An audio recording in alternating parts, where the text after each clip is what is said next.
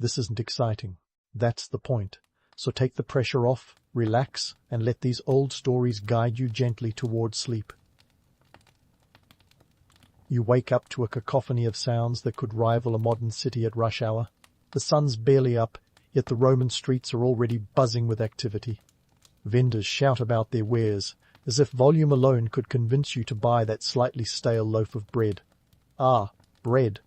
The cornerstone of your Roman breakfast, lunch, and, well, dinner too if you're feeling particularly extravagant. But let's not get ahead of ourselves. One loaf will set you back a hefty denarius if the baker's feeling generous. That's worth about a day's wage for a labourer, by the way, so savour that crust like it's a slice of ambrosia. As you step outside, the scent of fresh bread does battle with the less than pleasant aroma wafting from the street. A delightful blend of sewage and whatever else people decided not to bother carrying to the nearest public latrine. Roman sanitation might get lauded in history books for its aqueducts and baths, but the reality? Let's just say the streets are less clean and pristine and more, watch your step.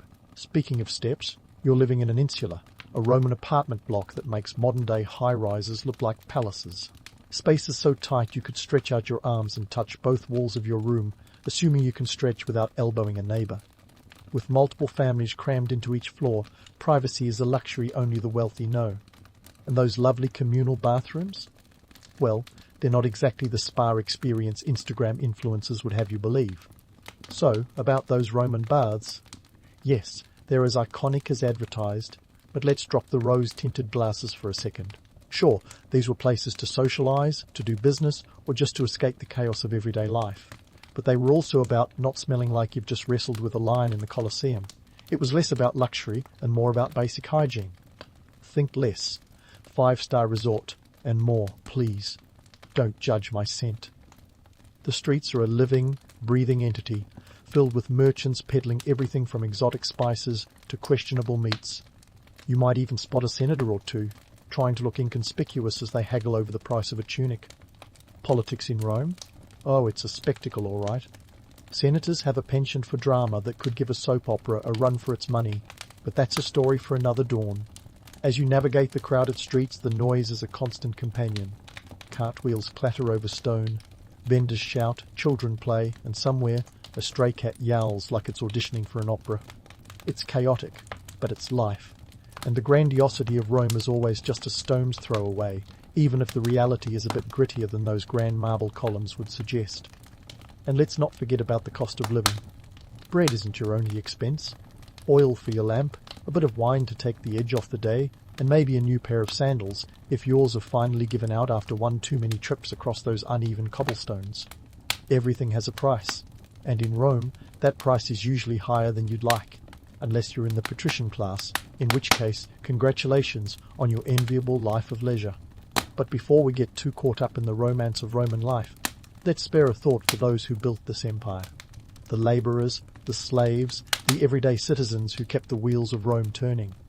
Their lives were far from the opulent feasts of the emperors, but in their struggles and successes, they created a world that still captures our imaginations today.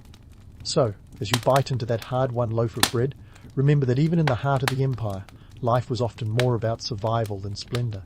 And so, clutching that bread like it's the holy grail of carbohydrates, you venture towards the bustling heart of Rome, the marketplace. Ah, the forum, where chaos and commerce waltz together like an overexcited octopus. The air is thick with the kind of energy only a crowd of determined bargain hunters can produce, alongside the pungent scent of fish sauce, better known as garum. Yes, this is the Roman Empire's answer to ketchup, only it's fermented fish guts. Delicious, right? Well, it's an acquired taste, much like convincing yourself that eating kale is enjoyable. As you weave through the throngs, the economic machine of Rome becomes glaringly apparent. Take a look around. Vendors hawking wares, from wine that might just double as paint thinner to olive oil that's probably seen better days. And the prices? They're a labyrinth of taxes and tariffs that could baffle even a CPA with a penchant for Sudoku. You see, Rome had a knack for taxation that would make any modern government proud. Import taxes, property taxes, and don't forget the good old vectigal, a sort of catch-all tax for anything else they could think of. All this means that the price of goods isn't just a reflection of labour and materials. It's a tapestry of fiscal creativity. Let's talk numbers for a moment. Say you're eyeing that jug of wine over there. It costs you about 4 sestertii, which doesn't sound like much until you realize that for a common laborer, that's roughly half a day's wages. And if you're thinking of skipping the wine in favor of a decent toga, brace yourself. A basic garment could set you back a few hundred sestertii. That's right, fashion in Rome was as costly as trying to keep up with the latest smartphone releases today. Now, amidst this financial juggling act, Roman cuisine offers its own brand of culinary adventure. Beyond the infamous garum, there's a smorgasbord of delicacies that range from intriguing to questionable. Consider the dormice, roasted and stuffed with nuts and honey, or a nice patina of brains and eggs.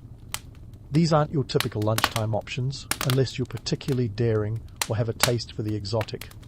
But for the average Roman citizen, lunch was more often a simple affair. A bit of bread, some olives, maybe a slice of cheese if you were feeling opulent.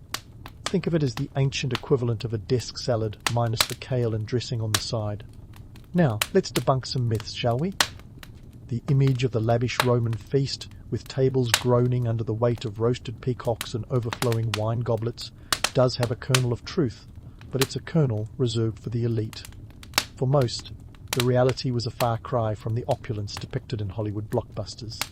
The majority of Romans ate modestly, their meals dictated by what was affordable and available at the market.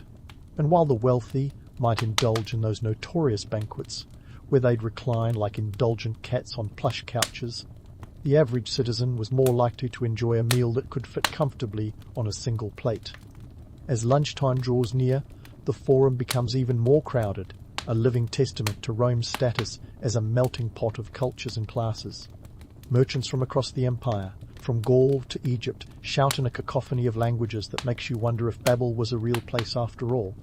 The sheer diversity is staggering, and it's easy to see how Rome became a cultural crossroads, where ideas and goods flowed as freely as the Tiber River, when it wasn't flooded, of course. But amidst this vibrant exchange, there's a stark reminder of the social stratification that underpins Roman life. Slaves and freedmen bustle about, their labour fueling the engine of the empire while remaining largely invisible in the grand narrative. Their stories, often untold, are woven into the fabric of daily life, a reminder that the glory of Rome was built on the backs of countless individuals whose names history has forgotten. And let's not forget the women of Rome, navigating their own complex social landscape. While the rights of Roman women were limited compared to their male counterparts, they were far from powerless. From managing households to influencing political decisions from behind the scenes, they wielded a quiet power that's often overlooked. And in the marketplace, they were shrewd negotiators, ensuring their families got the best deal possible, because who doesn't love a good bargain? As you continue to meander through the market, consider the sheer scale of it all. Rome was a city of 1 million people at its peak, a staggering figure for the ancient world. It's no wonder the streets are a constant hum of activity, a symphony of human endeavour that echoes through the ages. From the clatter of coins exchanging hands to the cries of vendors pitching their goods, the market is a living, breathing entity, as essential to Rome as the Colosseum or the Senate. But as you ponder the intricacies of Roman commerce, a new thought strikes you. How did this bustling economy stay afloat amidst such complexity? The answer lies partly in Rome's vast network of roads, stretching over 250,000 miles across the empire. These roads were the veins of the Roman world, carrying goods, ideas, and armies to the farthest reaches of their territory. And while the phrase, "all roads lead to Rome," is a romantic exaggeration, it's not far from the truth. The roads were a marvel of engineering, a testament to Roman ingenuity, even if they were a little rough on the sandals. So, as the sun begins its descent and the market starts to wind down, you're left with a deeper understanding of the Roman world. It's a place of contradictions, where opulence and austerity coexist, and where the myth of Rome often overshadows the reality. But in peeling back the layers of history, you find a society as complex and captivating as any modern metropolis, where the echoes of the past continue to resonate in our lives today. Now, as the afternoon sun casts a golden glow over the bustling market, let's pivot our focus from the cacophony of commerce to the grinding gears of Roman labour and law. Welcome to a world where inequality was as Roman as aqueducts and gladiators. The top 1% lived in villas that would make a modern billionaire blush, complete with mosaic floors and private baths. Meanwhile, the rest of Rome's populace was busy toiling away in conditions that make today's gig economy look like a Sunday picnic. Let's start with labour, shall we? Picture this. You're a Roman labourer, perhaps in construction. You're building the grand structures that will stand for millennia, yet your own house might not survive the next rainstorm. You're paid in sestertii, if you're lucky enough to be paid at all. And your workday stretches from the crack of dawn until the sun says good night. And safety regulations? Forget it. If OSHA had existed back then, they'd have had a field day with Rome. But here's the kicker. Despite the grueling hours and hazardous conditions, being a free labourer was still better than the alternative slavery. Slavery in Rome, a topic that's as uncomfortable as it is unavoidable. The empire was built on the backs of slaves, who were as ubiquitous as Wi-Fi in today's world. From household servants to skilled craftsmen, slaves performed every imaginable task. And while some might think of Spartacus and his rebellion as the quintessential slave narrative, the reality was far more complex. Some slaves could earn their freedom and become citizens, a concept that seems oddly progressive. But make no mistake, for the vast majority, life was a relentless grind, with freedom as elusive as a mirage in the desert. Now, let's wade into the murky waters of the Roman legal system, an intricate web of laws that would give even a seasoned lawyer a headache. Rome had laws for everything, from how to handle inheritance disputes to what to do if your neighbour's tree fell on your property. But here's the catch. Understanding these laws was like trying to solve a Rubik's Cube blindfolded. The 12 Tables, the earliest attempt at a written legal code, was a start, but the layers of complexity only grew thicker over time. The judicial process? Well, let's just say it favoured those with the deepest pockets. If you were wealthy, you could afford the best advocates. Think of them as ancient Roman versions of high-powered attorneys. And if you were a senator or an eques, you had even more advantages. Trials were public spectacles, with oratory skills valued over hard evidence. It was more about who could spin the most compelling story than who had the facts. Sound familiar? It's almost as if some things never change. But let's not be too cynical. The Roman legal system did have its merits. For one, it laid the groundwork for many modern legal principles. Concepts like innocent until proven guilty have Roman roots, even if the execution back then was more theatrical than judicial. And while corruption was rampant, the system itself was a remarkable attempt at creating a semblance of order in a sprawling empire. So, as you stroll through the forum, dodging carts and catching snippets of legal disputes being argued in side alleys, you can't help but marvel at the sheer audacity of Roman society. It's a place where extremes coexist: wealth and poverty, freedom and oppression, law and chaos. And in this intricate dance, every Roman, from the lowliest slave to the mightiest senator, played their part. Now, what about the women of Rome? While their legal rights were limited, they weren't voiceless. Women from powerful families could wield influence behind the scenes, maneuvering through social and political networks with the dexterity of a seasoned diplomat. They managed households, oversaw finances, and in some cases even engaged in business. It was a subtle form of power, but power nonetheless. And as the afternoon shadows lengthen, you realize that Rome's story isn't just one of grandeur and conquest. It's a tale of resilience and survival, of individuals navigating a world that was as unforgiving as it was fascinating. It's a reminder that history, like life, is a tapestry of contradictions, and that the myths we cherish often hide the real stories worth telling. So, as you pause to watch a street performer juggle flaming torches, you can't help but feel a certain kinship with the people of ancient Rome. They, too, lived in a world of uncertainty and ambition, where daily life was a balancing act and the future was anything but guaranteed. But amidst the chaos and complexity, they forged a legacy that continues to captivate our imaginations to this day. And with that, let's keep our journey through Rome going, because there's plenty more to explore. The afternoon might be winding down, but the city and its stories are just getting started. The sun's leisurely slide toward the horizon marks the Roman Empire's version of happy hour, minus the margaritas and karaoke. Instead, you're about to dive headfirst into a world where entertainment involves more blood, sweat, and tears than a reality TV show marathon. Let's kick things off with the Colosseum, Rome's architectural love letter to the gods of excess and spectacle. Picture this, the Colosseum, or the Flavian Amphitheatre if you're feeling fancy, towering at about 157 feet. That's roughly the height of a 15-story building, just in case you were wondering how much neck craning was involved. Capable of seating an audience of up to 50,000 Romans, it's the ancient precursor to your local sports arena, only with a bit more, shall we say, edge. Forget hot dogs and halftime shows. Here, it's gladiators and wild beasts vying for survival, and the crowd's approval, which could be as fickle as a cat deciding whether it likes you. Now, the myth of the noble gladiator.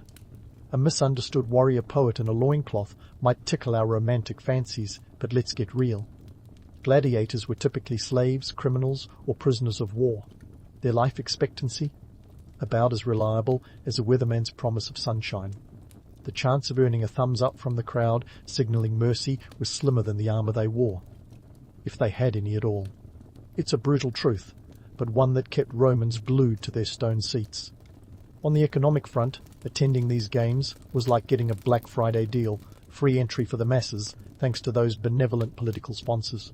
They weren't just in it for charity, of course. These games were the ancient equivalent of a campaign trail, with politicians buying goodwill one stab and slash at a time. It's a PR move that makes modern election ads look downright tame. After the Colosseum, maybe you're in the mood for something a bit less blood-curdling. Enter the Roman theatre, where bawdy comedies were the Netflix of the day. Tickets were free, thanks again to those ever-generous sponsors who knew that a good laugh could win as many votes as a good gladiatorial match.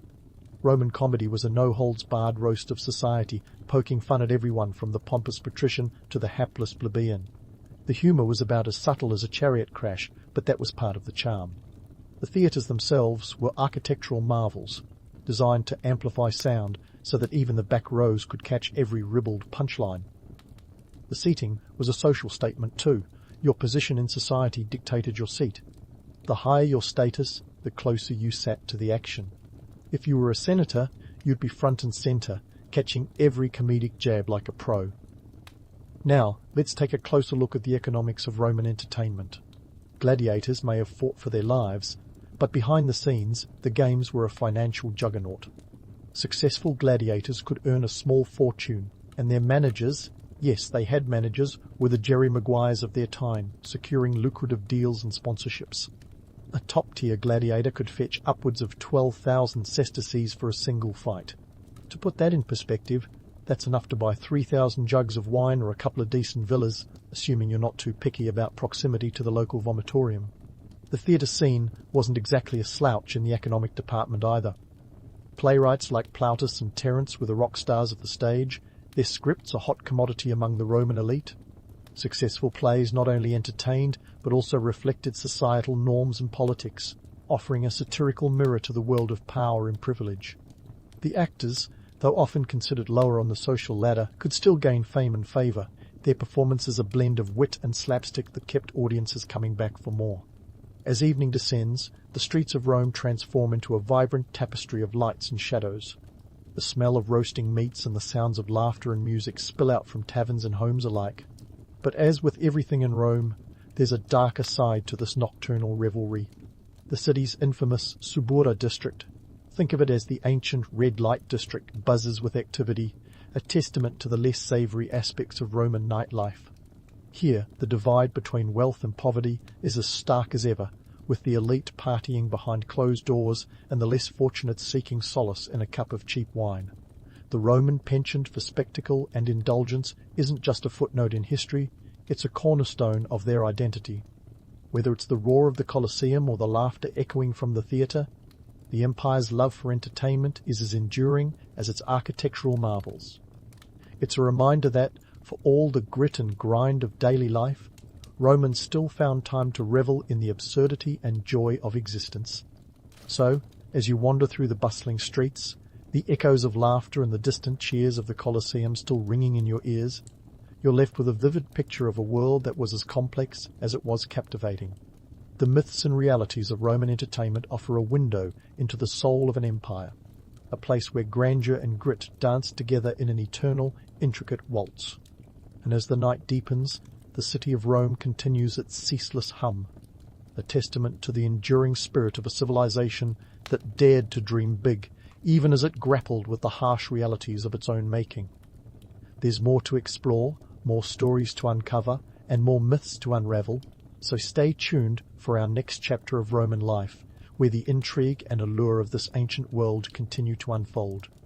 As the night deepens and the city of Rome continues its ceaseless hum, you might start to wonder, how did a civilization so complex, so grand, and yet so gritty, leave such an indelible mark on history?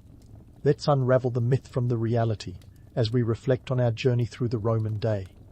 For starters, Rome's romanticized legacy often shrouds the everyday struggles faced by its people.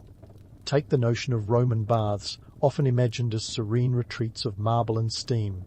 Reality check, these were more like ancient YMCA pools, crowded, noisy, and less about luxury than about not smelling like a runaway chariot horse.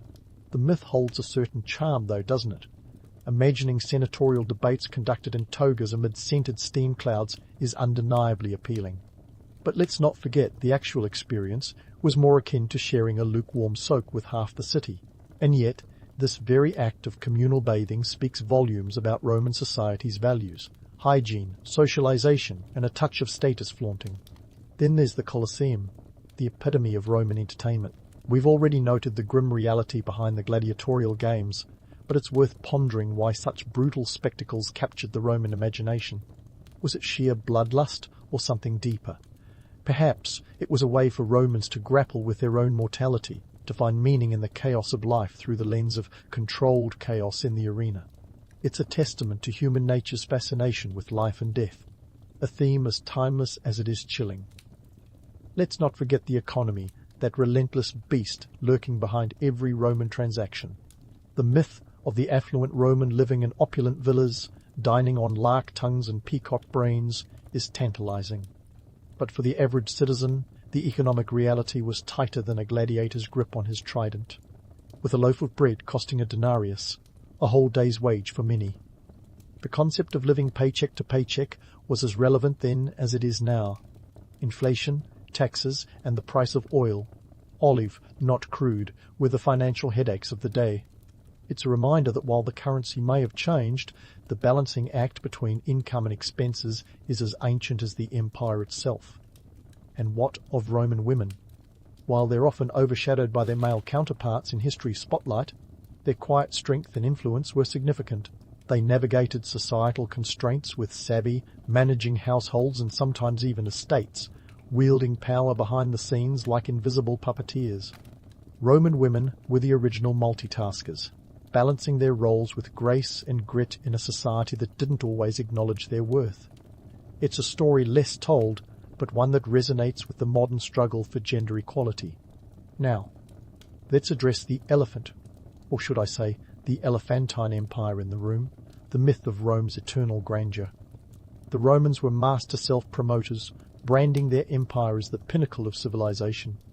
And while their achievements in engineering, law, and culture were indeed remarkable, the cracks in this facade were ever present. Political corruption, social inequality, and economic disparity were as much a part of Rome as its aqueducts and triumphal arches. It's a classic case of perception versus reality, a theme that echoes through the ages, from the grandeur of Rome to the glitz of modern metropolises. As we draw our Roman day to a close, it's clear that the myths surrounding this ancient civilization hold a certain allure. They paint a picture of a world lost to time, a society of grandeur and decadence. But beneath the marble and myth lies a reality that is far more nuanced, a complex tapestry of human endeavour, frailty, and resilience. The Romans were not so different from us after all. They lived, loved, struggled, and dreamed, leaving behind a legacy as flawed and fascinating as the people who built it. So, as you drift into slumber with visions of togas and triumphs, remember that the heart of Rome beats in our own modern world. The human condition, with all its humour and frustration, remains unchanged. We are but echoes of our ancient ancestors, navigating the same challenges in different guises. And perhaps, just perhaps, that's the true legacy of the Roman Empire. A reminder that while times change, human nature is as enduring as the stones of the Colosseum, standing steadfast against the sands of time. The sun barely peeks over the horizon, casting that first golden glow across the sprawling cityscape of Carthage. You, a Carthaginian sailor, are already on your feet, feeling the cool dust of the earth beneath your sandals as the city stirs to life. It's the 3rd century BC, but your morning routine wouldn't look out of place in any bustling metropolis. The air is thick with the scent of salt water and the distant hum of merchants setting up shop. Carthage isn't just any old city. It's the beating heart of a trade empire that's got the Mediterranean wrapped around its little finger.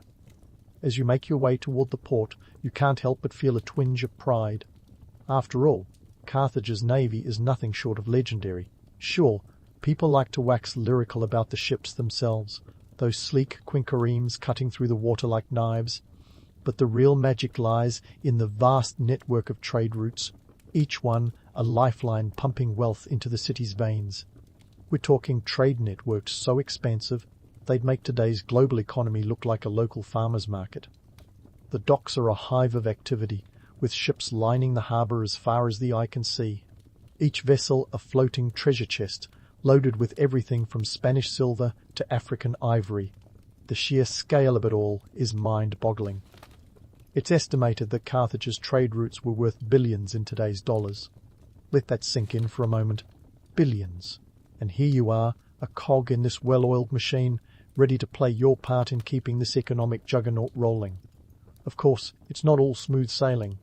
The Mediterranean is as treacherous as it is lucrative, dotted with pirates and rival powers eager to take a bite out of Carthage's riches. But there's a certain thrill in it, isn't there? The knowledge that every day could bring disaster or fortune, that you're part of a grand chess game played on the high seas. As you move through the bustling port, you're surrounded by a cacophony of languages. Phoenician, Greek, Latin, each a testament to Carthage's cosmopolitan nature. The city itself is a melting pot, a place where cultures collide and blend in ways that are as unpredictable as they are fascinating. It's this diversity that gives Carthage its edge, a rich tapestry of influences that make it the envy of the ancient world. Now let's talk about those ships. Carthage's navy is a well-oiled machine, a testament to the city's maritime prowess. The quinquereme, with its 3 banks of oars and massive sails, is the pride of the fleet. But let's not kid ourselves. It's not just the hardware that makes Carthage a naval powerhouse, it's the people. The sailors, the merchants, the craftsmen, all of them working in unison to keep the wheels of commerce turning. In a world where might often makes right, Carthage's strength lies in its ability to harness the power of trade, turning merchants into soldiers and ships into weapons. The morning light glints off the water as you reach the docks, where the air is thick with the smell of brine and the promise of adventure. You join your fellow sailors, a motley crew of seasoned veterans and fresh-faced recruits, all ready to tackle whatever challenges the day might bring. There's a camaraderie here, a shared understanding that you're all part of something bigger than yourselves. As you prepare to set sail, you can't help but marvel at the sheer scope of it all. The bustling port, the endless expanse of the Mediterranean stretching out before you. It's a reminder that Carthage is a city built on ambition and opportunity. And while the romantic tales of swashbuckling sailors and daring exploits might have a grain of truth, the reality is often far more complex. It's a gritty, unpredictable world where fortunes can be made and lost in the blink of an eye. But that's the allure of life in Carthage, isn't it? The chance to be part of a city that's constantly pushing the boundaries, a place where the past and future collide in a glorious, chaotic dance. As you step aboard your ship, you know that you're not just sailing into the unknown, you're carving out your own place in history, one wave at a time. As you step aboard, the ship creaks and groans, a symphony of wood and rope that feels like an old friend whispering secrets of the sea. You exchange nods with your fellow sailors, a silent acknowledgement of the journey ahead. The Mediterranean is beautiful, sure, but let's not get swept away by its azure allure. At its heart, it's a fickle beast, ready to toss you to the depths at a moment's notice. Forget the romanticized tales of smooth sailing and sun-kissed adventures. This is about survival, strategy, and no small amount of luck. Once you're out on the open water, that's when the real fun begins. Without the luxury of GPS or even a reliable compass, because let's face it, the compass wouldn't swing onto the scene until a good 1,000 years later. You've got to rely on the stars. Yep, celestial navigation is the name of the game. The North Star, Polaris, is your steadfast guide, and if you're lucky, there's not a cloud in sight. But remember, this isn't some starry-eyed gaze into the cosmos, it's a matter of life and death. Knowing your constellations is the difference between a direct route to Sicily or an unplanned detour to who knows where. And speaking of Sicily, let's talk distances. You're looking at a solid 500 miles from Carthage to Sicily. That's a decent stretch of water to cover when you're essentially flying blind. In good conditions, you might make the trip in a week. But throw in some temperamental winds or a surprise storm, and suddenly you're looking at a journey that could drag on for weeks. Forget about daily weather updates. You're at the mercy of Mother Nature, who, let's be honest, can be as unpredictable as a cat on catnip. Now, you might be wondering what kind of tools are at your disposal. We're talking rudimentary maps, more like artistic impressions than the detailed charts you might imagine. These maps are often a mix of hearsay, hopeful guesses, and a dash of wishful thinking. They're not exactly helpful when you're trying to avoid the rocky embrace of an uncharted island. The real tool of choice is experience, that invaluable, hard-earned wisdom passed down from crusty old sailors who've seen it all and lived to tell the tale. Of course, navigation isn't just about the stars and maps. It's about reading the sea itself. The colour of the water, the shape of the waves, the scent of the breeze, each offers clues to your location and the weather that might be rolling in. It's an art form, really, a dance with the elements that requires a keen eye and a healthy dose of intuition. You're not just navigating a ship, you're navigating a living, breathing entity, one that demands respect and attention. But let's not romanticize this too much. The reality is, you're also constantly on the lookout for pirates, those unwelcome party crashers of the ancient seas. Forget the swashbuckling charm of Captain Jack Sparrow. These guys are more like opportunistic vultures, ready to swoop in and relieve you of your cargo, and possibly your life. The Mediterranean is a veritable buffet of trade routes, and everyone wants a piece of the action. Carthage may have a formidable navy, but out here, far from the safety of the harbour, it's every ship for itself. And let's not ignore the rival powers lurking in the wings. Rome is a constant thorn in Carthage's side, a simmering rivalry that's as much about dominance over the sea as it is about political power. Every voyage is a gambit, a calculated risk in a game of maritime chess where one wrong move can mean disaster. You're not just a sailor, you're a player in this high-stakes drama, where the seas are the stage and history is being written in the salt spray and sun-drenched decks. But amid all the challenges, there's a certain thrill to it all. The camaraderie among your crew, the shared hardships and triumphs, a sense of being part of something greater than yourself. It's a life that's as rewarding as it is demanding, a testament to human resilience and ingenuity. You're not just sailing the seas, you're carving your name into the annals of history, one wave at a time. And here you are, navigating not just the high seas, but also the murky waters of political intrigue as your ship approaches the distant silhouette of a foreign port. This isn't just a pit stop. Docking here is a calculated chess move in Carthage's grand strategy to outmaneuver Rome and its allies. You see, the Mediterranean isn't just a playground for trade, it's a battleground for influence, where alliances are as fickle as the winds and just as crucial. Let's set the scene. You're approaching a port in Sicily, a region that's basically the Mediterranean's high-stakes poker table. Here, alliances flip faster than a Phoenician coin in a Roman tavern. Your arrival isn't simply about unloading cargo, it's about flexing Carthage's maritime muscle.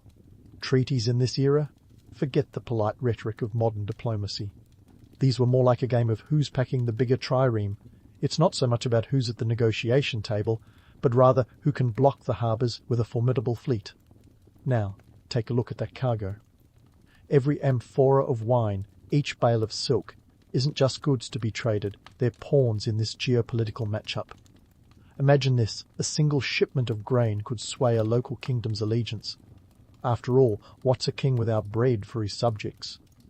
We're talking about realpolitik with a side of olives and salted fish. It's hard to overstate the importance of these trade goods. They're not just commodities, they're the building blocks of treaties, the kind of stuff that can make or break peace agreements faster than you can say quid pro quo. Let's pull back the curtain on Carthage's complex relationship with the Romans. Rome is that persistent neighbour you just can't shake, always peeking over the hedge, trying to one-up your latest garden gnome with a bigger, shinier one. They're not just another rival, they're the rival, the kind that keeps you up at night, plotting your next move. By the 3rd century BC, both Rome and Carthage are like two heavyweight boxers, circling each other in the ring, each waiting for the other to flinch. And just like in any good rivalry, there are the allies. Sicily is a prime example, a land of opportunity as well as a hotbed of tension. It's a convenient middle ground for both powers to flex their influence, a stepping stone to greater dominance in the Mediterranean. The local kingdoms, caught in the crossfire, play both sides, promising loyalty in exchange for protection, or, more cynically, for the highest bidder. It's like ancient Game of Thrones, minus the dragons and ice zombies. Picture this: a Roman envoy striding down the docks, eyeing your cargo with a mix of envy and suspicion. They know that every jar of Tyrian purple dye in your hold can bankroll a small army or win over a particularly stubborn ally. Rome understands the power of these goods because they're playing the same game. They've got their own ships, their own trade, their own schemes. It's a tit-for-tat on a grand scale, a silent war waged not with swords but with silks and spices. But let's not get too starry-eyed. The reality is that these political games can be as cutthroat as any pirate raid. Treaties and alliances are often nothing more than a thin veneer over raw ambition. The stakes are high because the rewards are even greater. Control the seas, control the trade routes, and you control the lifeblood of the ancient world. Now, let's zoom in on the economic engine that powers all this. Carthage's merchants are the real unsung heroes here. Savvy operators who understand that profit margins can mean the difference between peace and war. They know that a well-timed shipment of grain can stabilize a wobbly alliance, or that a cache of silver can sweeten a deal faster than you can say denarius.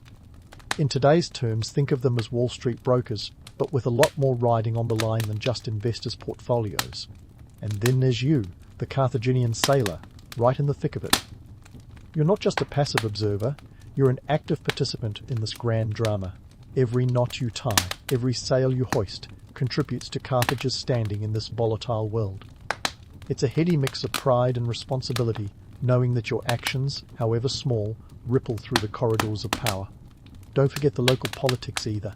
These ports aren't just economic hubs, they're melting pots of culture and intrigue.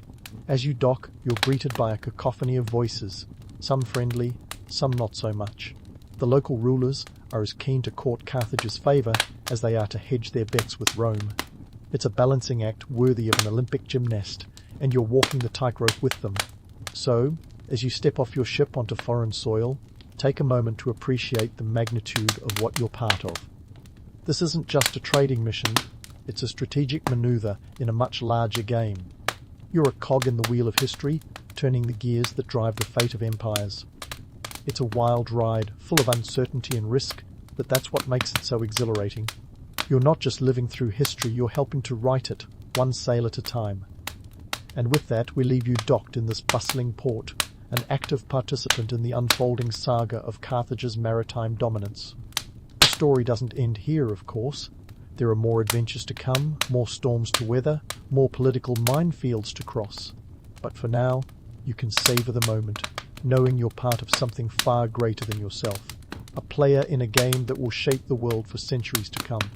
Stay tuned, because the next chapter is just around the corner, and it's guaranteed to be as thrilling as the open seas. As your foot hits the dusty dock, the reality of shore leave sets in, a whirlwind of commerce, camaraderie, and the occasional chaos that comes with life back on solid ground.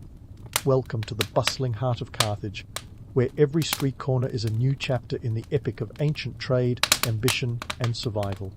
This isn't your average day off. It's a crash course in economic survival and social navigation with a sprinkle of ancient world charm. Let's start with the marketplaces. Imagine a sensory overload where every step you take is accompanied by the clamour of haggling merchants and the vibrant tapestry of exotic goods from across the known world. We're talking everything from Spanish olive oil to Egyptian papyrus, each item a testament to Carthage's far-reaching influence.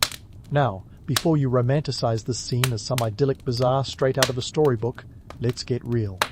For the average sailor, these markets are less about leisurely shopping and more about stretching your meagre pay to cover essentials and maybe the occasional indulgence, if you're lucky. Speaking of pay, here's a sobering fact. The Carthaginian sailors' wages were modest at best. We're talking about the equivalent of a few denarii a month, just enough to keep you afloat. Pun intended. And don't even think about saving up for a rainy day. It was more like scrambling to keep your head above water. Sure, the allure of those exotic spices and silks is tempting, but when you're counting your last few coins, reality bites harder than a Mediterranean sea breeze. Now, let's dive into the gritty realities of ship maintenance. Picture this. You're back on land, but there's no time to rest on your laurels. Your ship, the very vessel that just carried you across perilous waters, needs some serious TLC. Think of it as a demanding mistress who never quite lets you off the hook. Maintaining a quinquereme is no small feat. From patching up the sails to repairing the hull, every task is a reminder that the sea is as unforgiving as it is majestic. You see, a ship is only as good as the care it receives, and neglecting it is not an option. Not if you want to avoid becoming fish food on your next voyage. And let's not forget the costs involved. Keeping a fleet in fighting shape is an expensive affair. A single replacement sail could cost as much as a year's salary, and that's just the tip of the iceberg. The maintenance of a quinquereme was a collective effort, a testament to the communal spirit that defined Carthaginian naval life. Every sailor had a role to play, from the youngest deckhand to the grizzled veteran. It was a system built on trust and mutual dependence, a microcosm of Carthage's larger social fabric. Now, onto the social dynamics of naval crews. You might think that life aboard a ship would forge unbreakable bonds, and in many ways, you'd be right. The camaraderie among sailors was legendary, born out of shared hardships and the ever-present threat of danger. But let's not sugarcoat it. The close quarters of a ship could also breed tension and rivalry. After all, spending weeks on end with the same group of people is bound to test even the strongest of friendships. It's a bit like a reality TV show, where alliances are constantly shifting and every day brings a new drama. Back on land, these dynamics played out in the taverns and inns that dotted the harbour. These weren't just places to drown your sorrows in a cup of watered-down wine, they were hubs of information and intrigue. Rumours spread like wildfire, and a well-placed word could mean the difference between opportunity and disaster.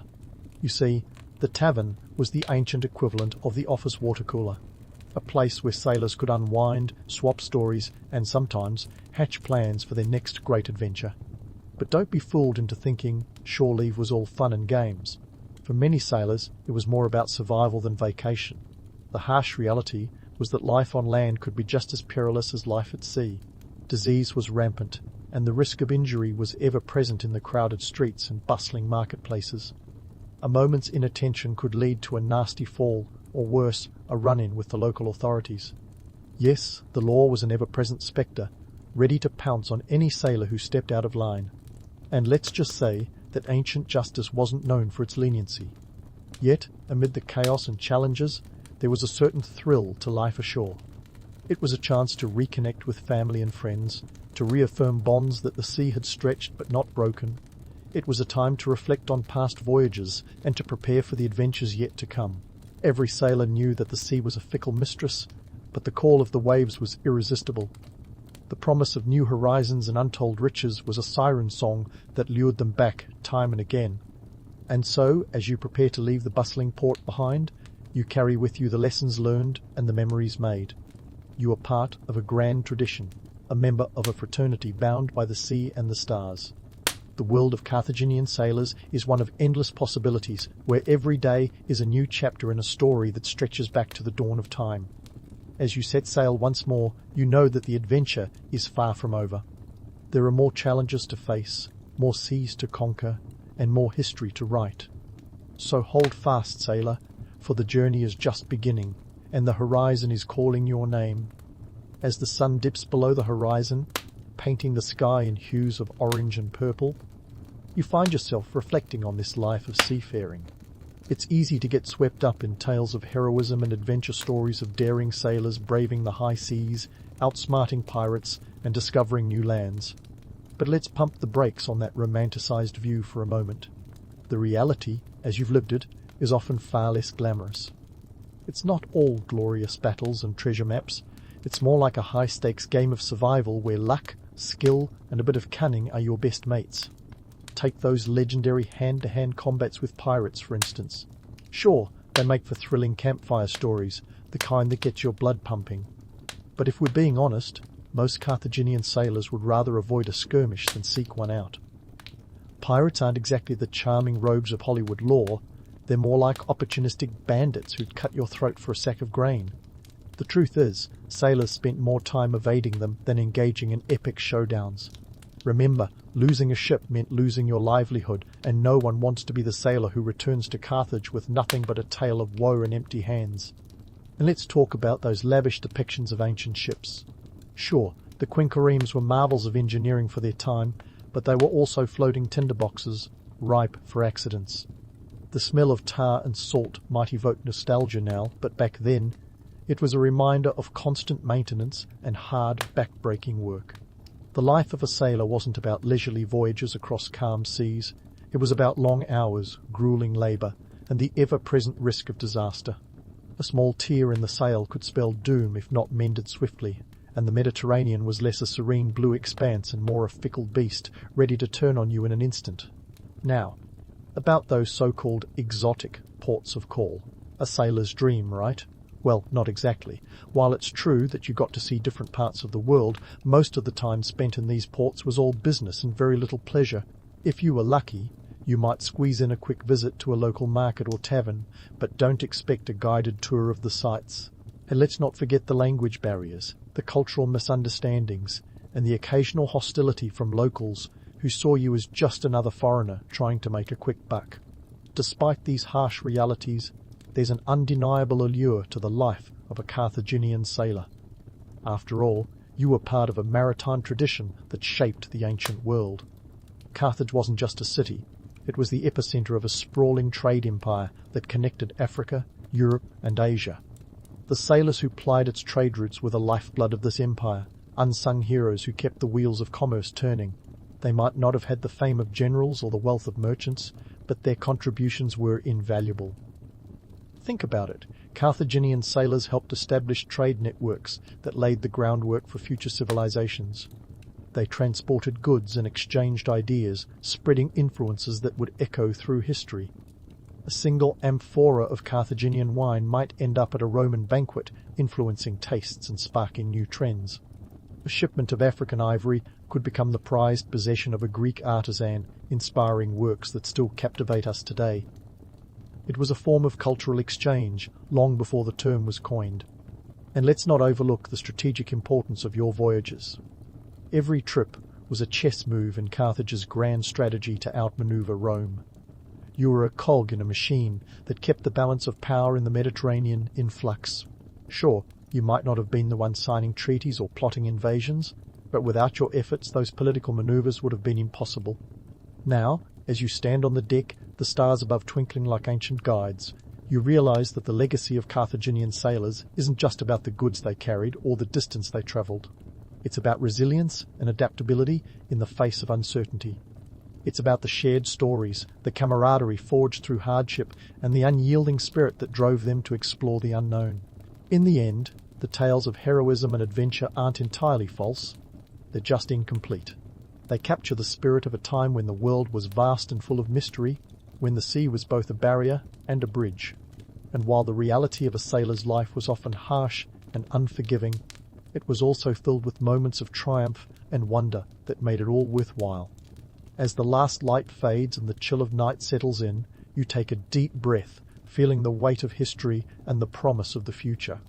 The sea calls to you once more, a reminder that the horizon is always just out of reach, urging you to chase it. You're not just a sailor, you're a part of a legacy that will shape the world for centuries to come. So hold your head high, sailor, for the journey doesn't end here. It continues on in the stories you tell and the paths you forge for those who will follow in your wake. In the bustling streets of ancient Constantinople, where the scent of spices mingled with the sea breeze, the walls were alive with stories. These weren't just any stories, mind you. They were bold declarations of divinity and power, meticulously crafted in tiny, shimmering pieces of stone and glass. Yes, we're diving into the world of Byzantine mosaics, the medieval version of a billboard, Instagram feed, and religious sermon rolled into one. Now, before you roll your eyes at the thought of yet another art history lesson, let me assure you, Byzantine mosaics are anything but dull. Imagine a kaleidoscope of colours, exploding from every wall and ceiling, each piece of art painstakingly composed from thousands of tesserae. These small cubes, often no bigger than a fingernail, were strategically placed to create a dazzling effect that transformed humble stone into divine spectacle. And unlike your latest social media post, these images were meant to last through the ages, miraculously surviving wars, earthquakes, and the occasional overly ambitious restoration attempt. The origins of this art form are as eclectic as the empire itself. The Byzantines, after all, were the cultural magpies of their time, borrowing the best bits from the Greeks, Romans, and every other civilization they encountered. Mosaics had been around long before the Byzantines got their hands on them, but it was in the Eastern Roman Empire that they truly became a force to be reckoned with.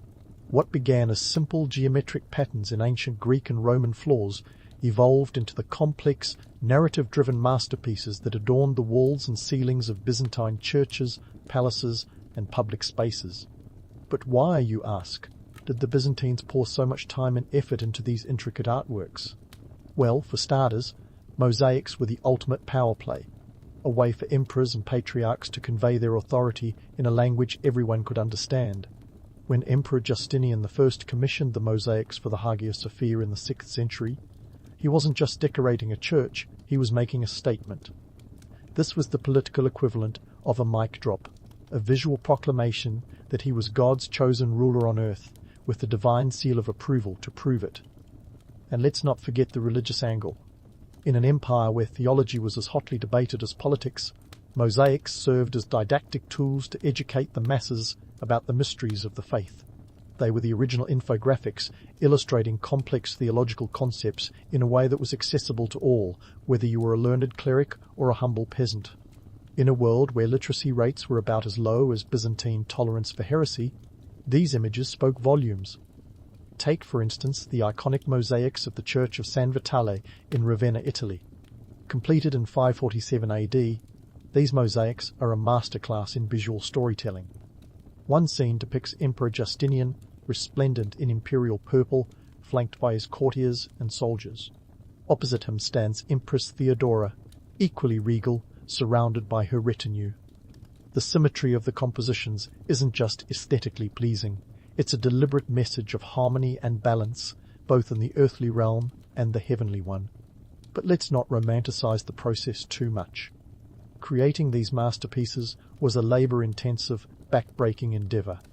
Craftsmen, often underpaid and overworked, spent months, sometimes years, hunched over scaffolds, painstakingly placing each tessera by hand.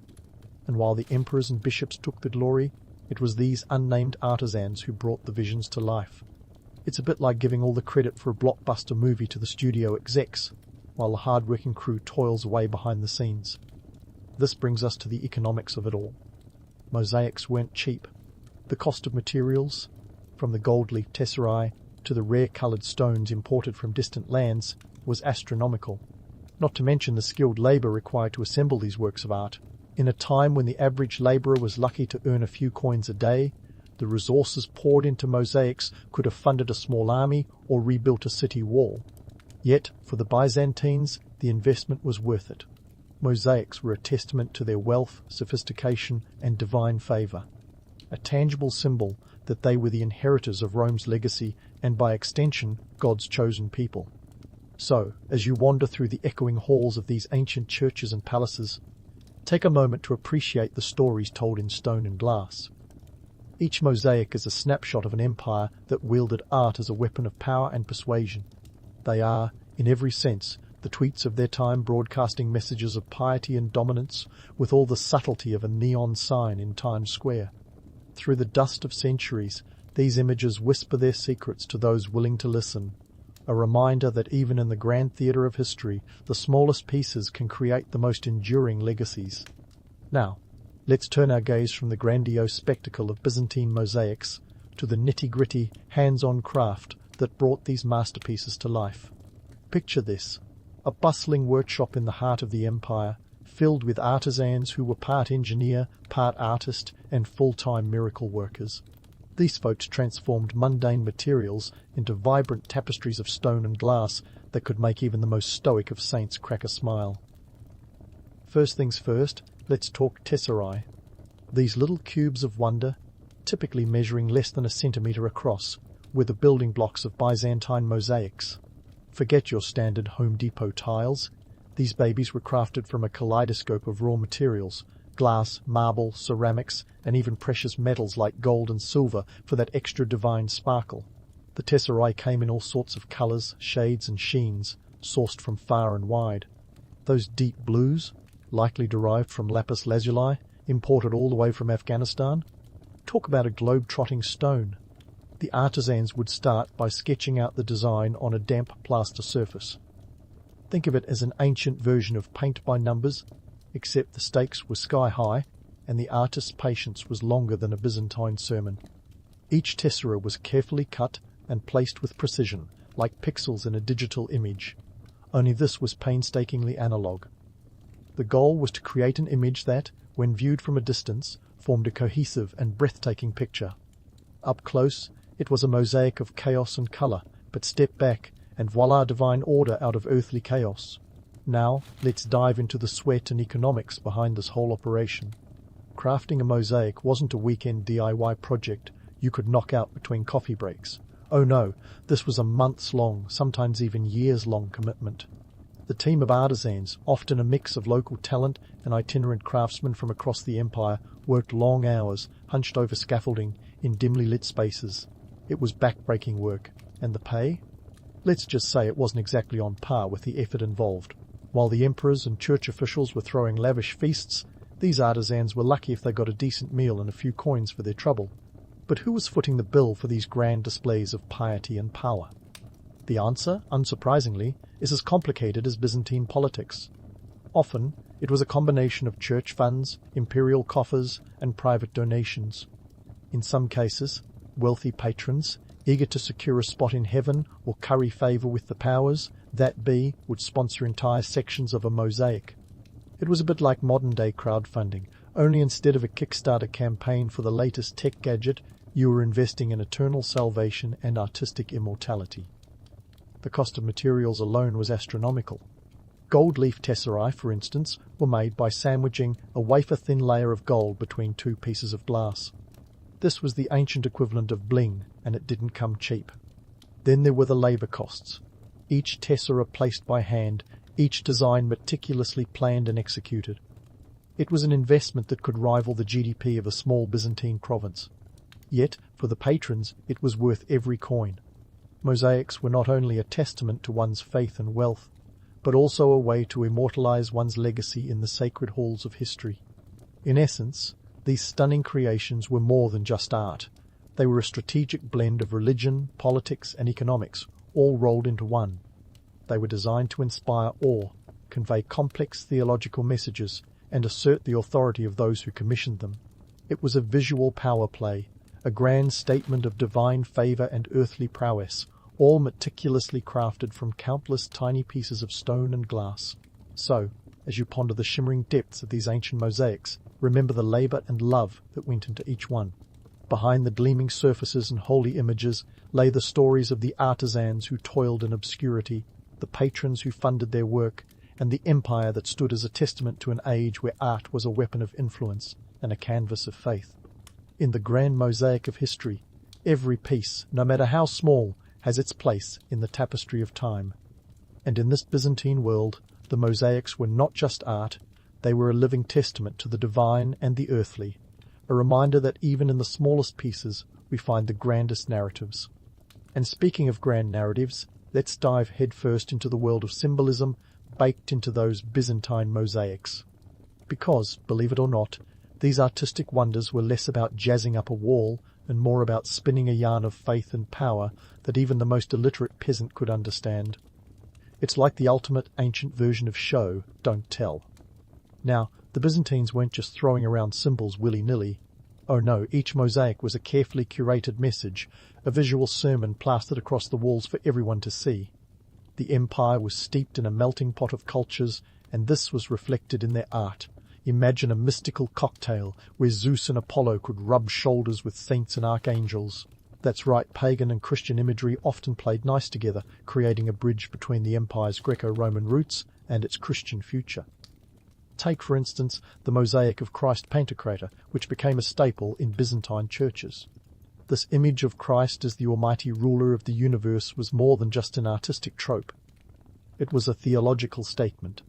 The halo around his head, borrowed straight from pagan depictions of deities and emperors. And that book he's holding? A nod to the literate few who could read the Gospels, underlining the divine word supremacy. It's a visual mic drop, conveying Christ's authority in a single, powerful image. But it wasn't just about religion. The Byzantines were masters of mixing imperial propaganda into their mosaics, using art to reinforce the divine right of emperors. When Justinian commissioned mosaics in the Hagia Sophia, he didn't just want to showcase his piety. He wanted everyone to know he was basically God's CEO on earth. Emperor Justinian was often depicted in mosaics wearing a halo, subtly suggesting that he, too, was chosen by divine forces. Talk about a clever PR stunt. And while we're on the topic of imperial spin, let's not forget the role of empresses in these murals. Women like Theodora were portrayed not just as consorts, but as co-rulers, complete with their own halos and regal attire. In the Church of San Vitale, Theodora's mosaic isn't just a pretty picture. It's a visual testament to her power and influence. The lavish garments, the crown, and her entourage of ladies-in-waiting all scream authority. It was a reminder to everyone that she was no mere accessory to the emperor, but a force to be reckoned with in her own right. The mosaics were also a way to communicate complex theological ideas to a largely illiterate population. Imagine trying to explain the Holy Trinity to someone who's never cracked open a book. Mosaics stepped in as the original educational infographics. For instance, the image of the Virgin Mary with the Christ child was more than just a mother and son portrait. It represented the incarnation of God in human form, a concept that was theologically dense yet artistically accessible. But here's the kicker. These symbols weren't just carved in stone. They were part of a broader strategy of mind control. Yes, you heard that right. Mosaics were the empire's way of controlling the narrative, ensuring that their version of truth, faith, and power was the one that stuck. It was cultural programming on a grand scale, using art as a tool to guide beliefs and reinforce the status quo. And let's talk numbers for a second. The cost of producing these mosaics was astronomical. We're talking about thousands of gold coins, a sum that could easily bankroll a small army. Yet the investment was seen as crucial. In a society where illiteracy was rampant and oral tradition ruled the day, these vivid images became the storytellers, the news anchors, and the spiritual guides. They were designed to last, to endure the wear and tear of time, and to continue broadcasting their messages long after the patrons and artists had turned to dust. It's fascinating to consider how these mosaics managed to fuse the sacred and the profane, the old and the new, into a cohesive whole. They preserved the cultural DNA of an empire that was constantly evolving, adapting, and redefining itself. And while we might chuckle at the thought of mosaics as ancient propaganda, there's no denying their impact. They were the empire's way of ensuring that its legacy, its power, and its faith were immortalized, one tiny piece of glass at a time. In the end, these mosaics were much more than decorative art. They were the Byzantine Empire's megaphone, broadcasting messages of divine right, theological complexity, and imperial grandeur to anyone with eyes to see. They were the tweets of their time, crafted to withstand the ages, and in doing so, they left an indelible mark on history. As we continue to peel back the layers of these ancient masterpieces, it's clear that every tessera tells a story of faith, of power, and of an empire that understood the true power of the image. In the Byzantine Empire, art wasn't merely about aesthetics. It was a full-fledged political maneuver, a sort of visual chess played by emperors and empresses who knew that every tessera placed was a move on the grand board of power. And trust me, Emperor Justinian and Empress Theodora were no rookies in this game. They turned the art of mosaic making into a weapon of statecraft, wielding it with the finesse of master tacticians. Let's get one thing straight. Justinian and Theodora were more than just rulers. They were the ultimate power couple of the 6th century. Think of them as the Beyoncé and Jay-Z of Byzantium. Only instead of dropping surprise albums, they were commissioning awe-inspiring mosaics that would outlast their own reigns. Justinian, with his sharp legal mind, and Theodora, whose influence was as potent as it was controversial, used these mosaics to cement their legacy and communicate their authority in a language that transcended literacy. Consider the mosaic of Justinian in the Church of San Vitale. It's not just a pretty picture of the emperor looking dapper in his imperial regalia. Nope, it's a political manifesto in stone and glass. Surrounded by clergy and soldiers, Justinian stands tall, a living, breathing bridge between the church and the state. A Byzantine power sandwich, if you will. The halo around his head wasn't just for show, it was a not-so-subtle reminder that his rule was ordained by God himself. This wasn't just art, it was a visual decree of divine right, hammered home with the subtlety of a sledgehammer. And then there's Theodora, a former actress and courtesan who ascended to the heights of imperial power, a real-life rags, to richer story that would make for a killer Netflix series. Her mosaic in San Vitale isn't just a portrait, it's a testament to her influence. Draped in jewels and flanked by her attendants, Theodora's image was a not-so-gentle reminder to the people that she was not to be trifled with. Her presence in these mosaics was revolutionary, breaking the mold of passive female representation in Byzantine art. It's as if she was saying, I may be a woman, but I'm every bit as divine as my husband. And let's talk economics for a moment. These grand displays weren't just about showing off, they were a hefty investment. The cost of creating a mosaic like those in San Vitale was astronomical. We're talking about thousands of gold solidi, enough to make a modern hedge fund manager blush. But to Justinian and Theodora, it was a price worth paying. In a world where the average citizen was more concerned with bread than beauty, these mosaics were a reminder of the empire's wealth and stability, a visual reassurance that their leaders were divinely sanctioned and economically astute. But mosaics were more than just imperial selfies. They were the social media of the Byzantine world, a means to disseminate the empire's narrative to the masses. In a society where most people couldn't read, these images were the primary means of communication. Propaganda, education, and entertainment rolled into one. They were the original fake news, only this time with a divine seal of approval. As we delve deeper into the Byzantine Empire's political and social tapestry, it's clear that mosaics were more than decorative art. They were a reflection of the empire's values, ambitions, and hierarchies. They showcased the divine right of rulers, the sanctity of the church, and the unbreakable bond between the two. And in doing so, they reinforced the societal structures that kept the Byzantine machine humming along. So, next time you see a Byzantine mosaic, whether in Ravenna, Istanbul, or in a dusty textbook, remember that it's more than just pretty colours and religious iconography. It's a snapshot of an empire that understood the power of image and narrative, a civilization that wielded art as a tool of influence and control. Justinian and Theodora weren't just commissioning mosaics, they were crafting their legacy, ensuring that their names would echo through the annals of history, one tessera at a time. And in the grand scheme of things, that's a legacy as solid as the gold-leaf tesserae that bore their images. So, as the dust settles on the golden gleam of Justinian and Theodora's artistic PR campaign, let's fast forward through the centuries to see how the shimmering legacy of Byzantine mosaics came to shape our modern world. Spoiler alert, these ancient artworks did more than just hang around in musty old churches. They laid the groundwork for what we consider high art today. But first, let's bust a few myths about their so-called timeless beauty. The notion of timeless beauty. The idea that something could remain universally adored across eras is as appealing as it is misleading. Sure, Byzantine mosaics are exquisite, but they owe their survival as much to luck and restoration as to their inherent allure. These mosaics have been through the ringer, oppressive regimes, iconoclasts with a penchant for destruction, earthquakes that would give California a run for its money, and the occasional art restorations that turned out to be more ruinations than renovation. Yet, somehow, they endured. But why do they still captivate us today? It's not just about their hypnotic glow, achieved by angling tesserae to play with the light like a medieval disco ball. It's that these mosaics tell stories, stories of power, faith, and artistic mastery, deeply relevant to an empire trying to hold itself together with art as its social glue.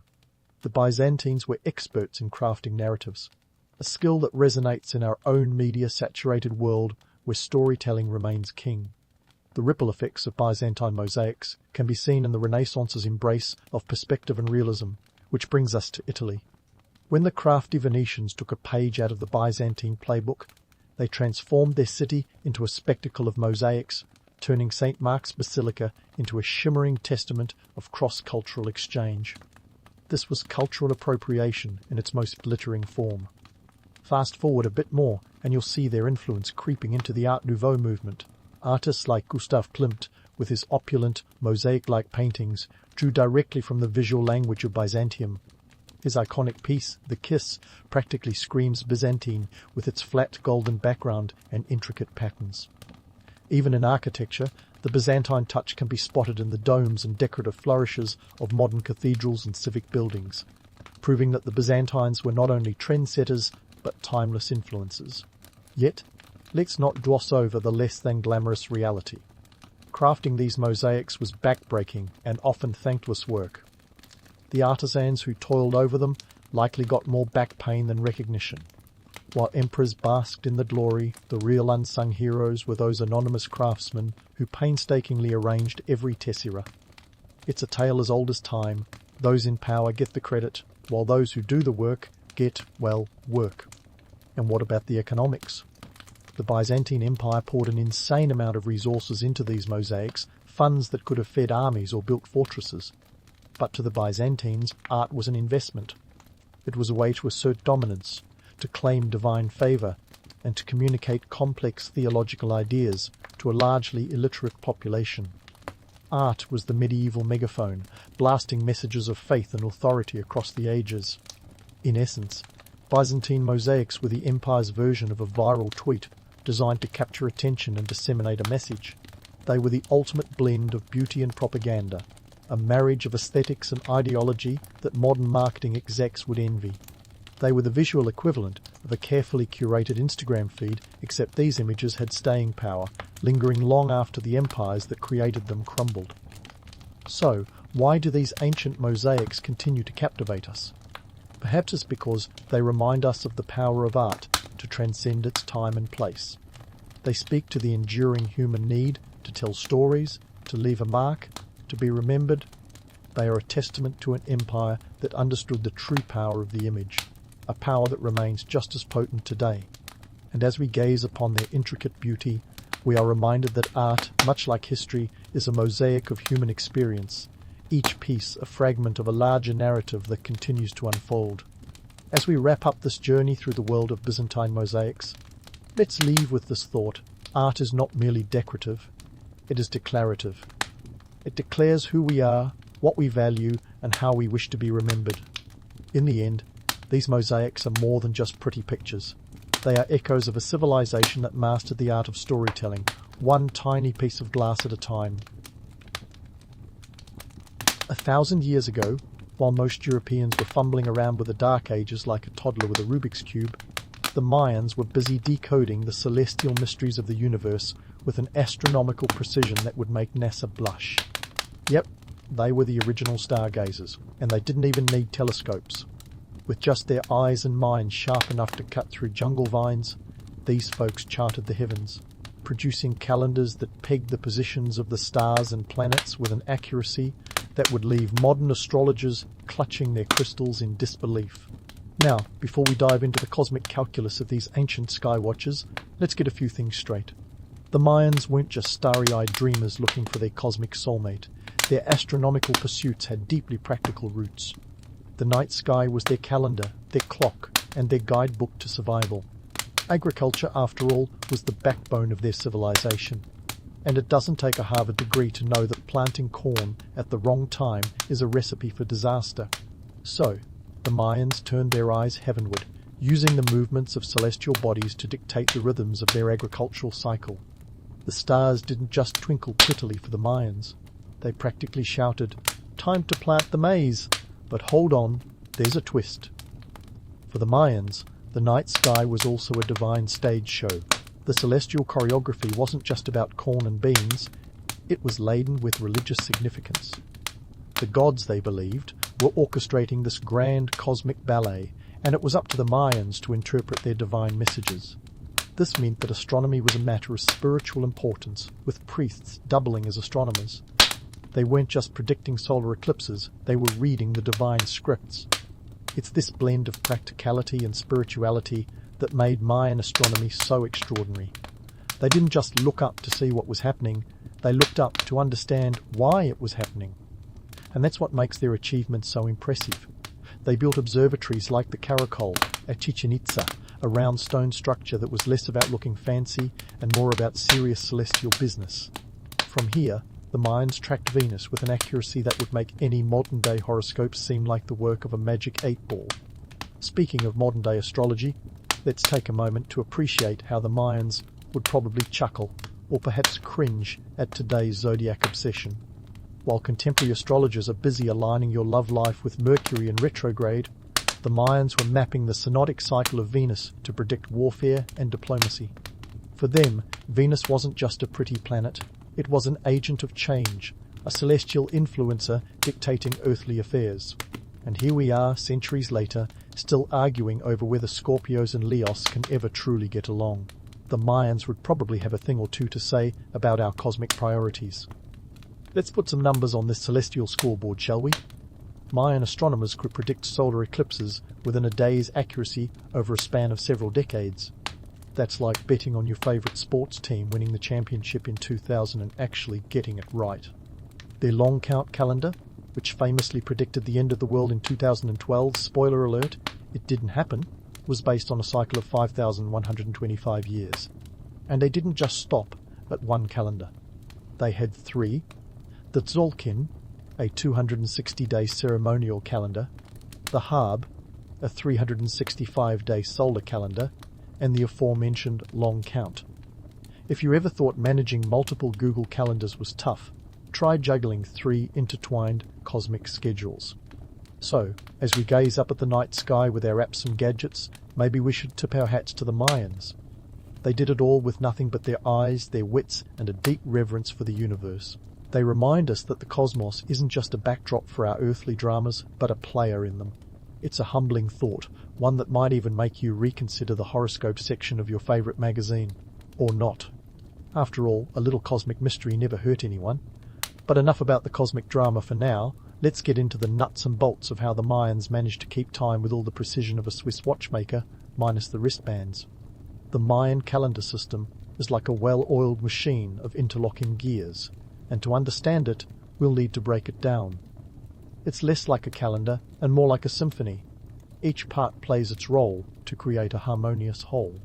So, grab your metaphorical conductor's baton as we take a deep dive into the Harb, Tzolk'in, and long count calendars, the three main timekeepers of the Mayan world.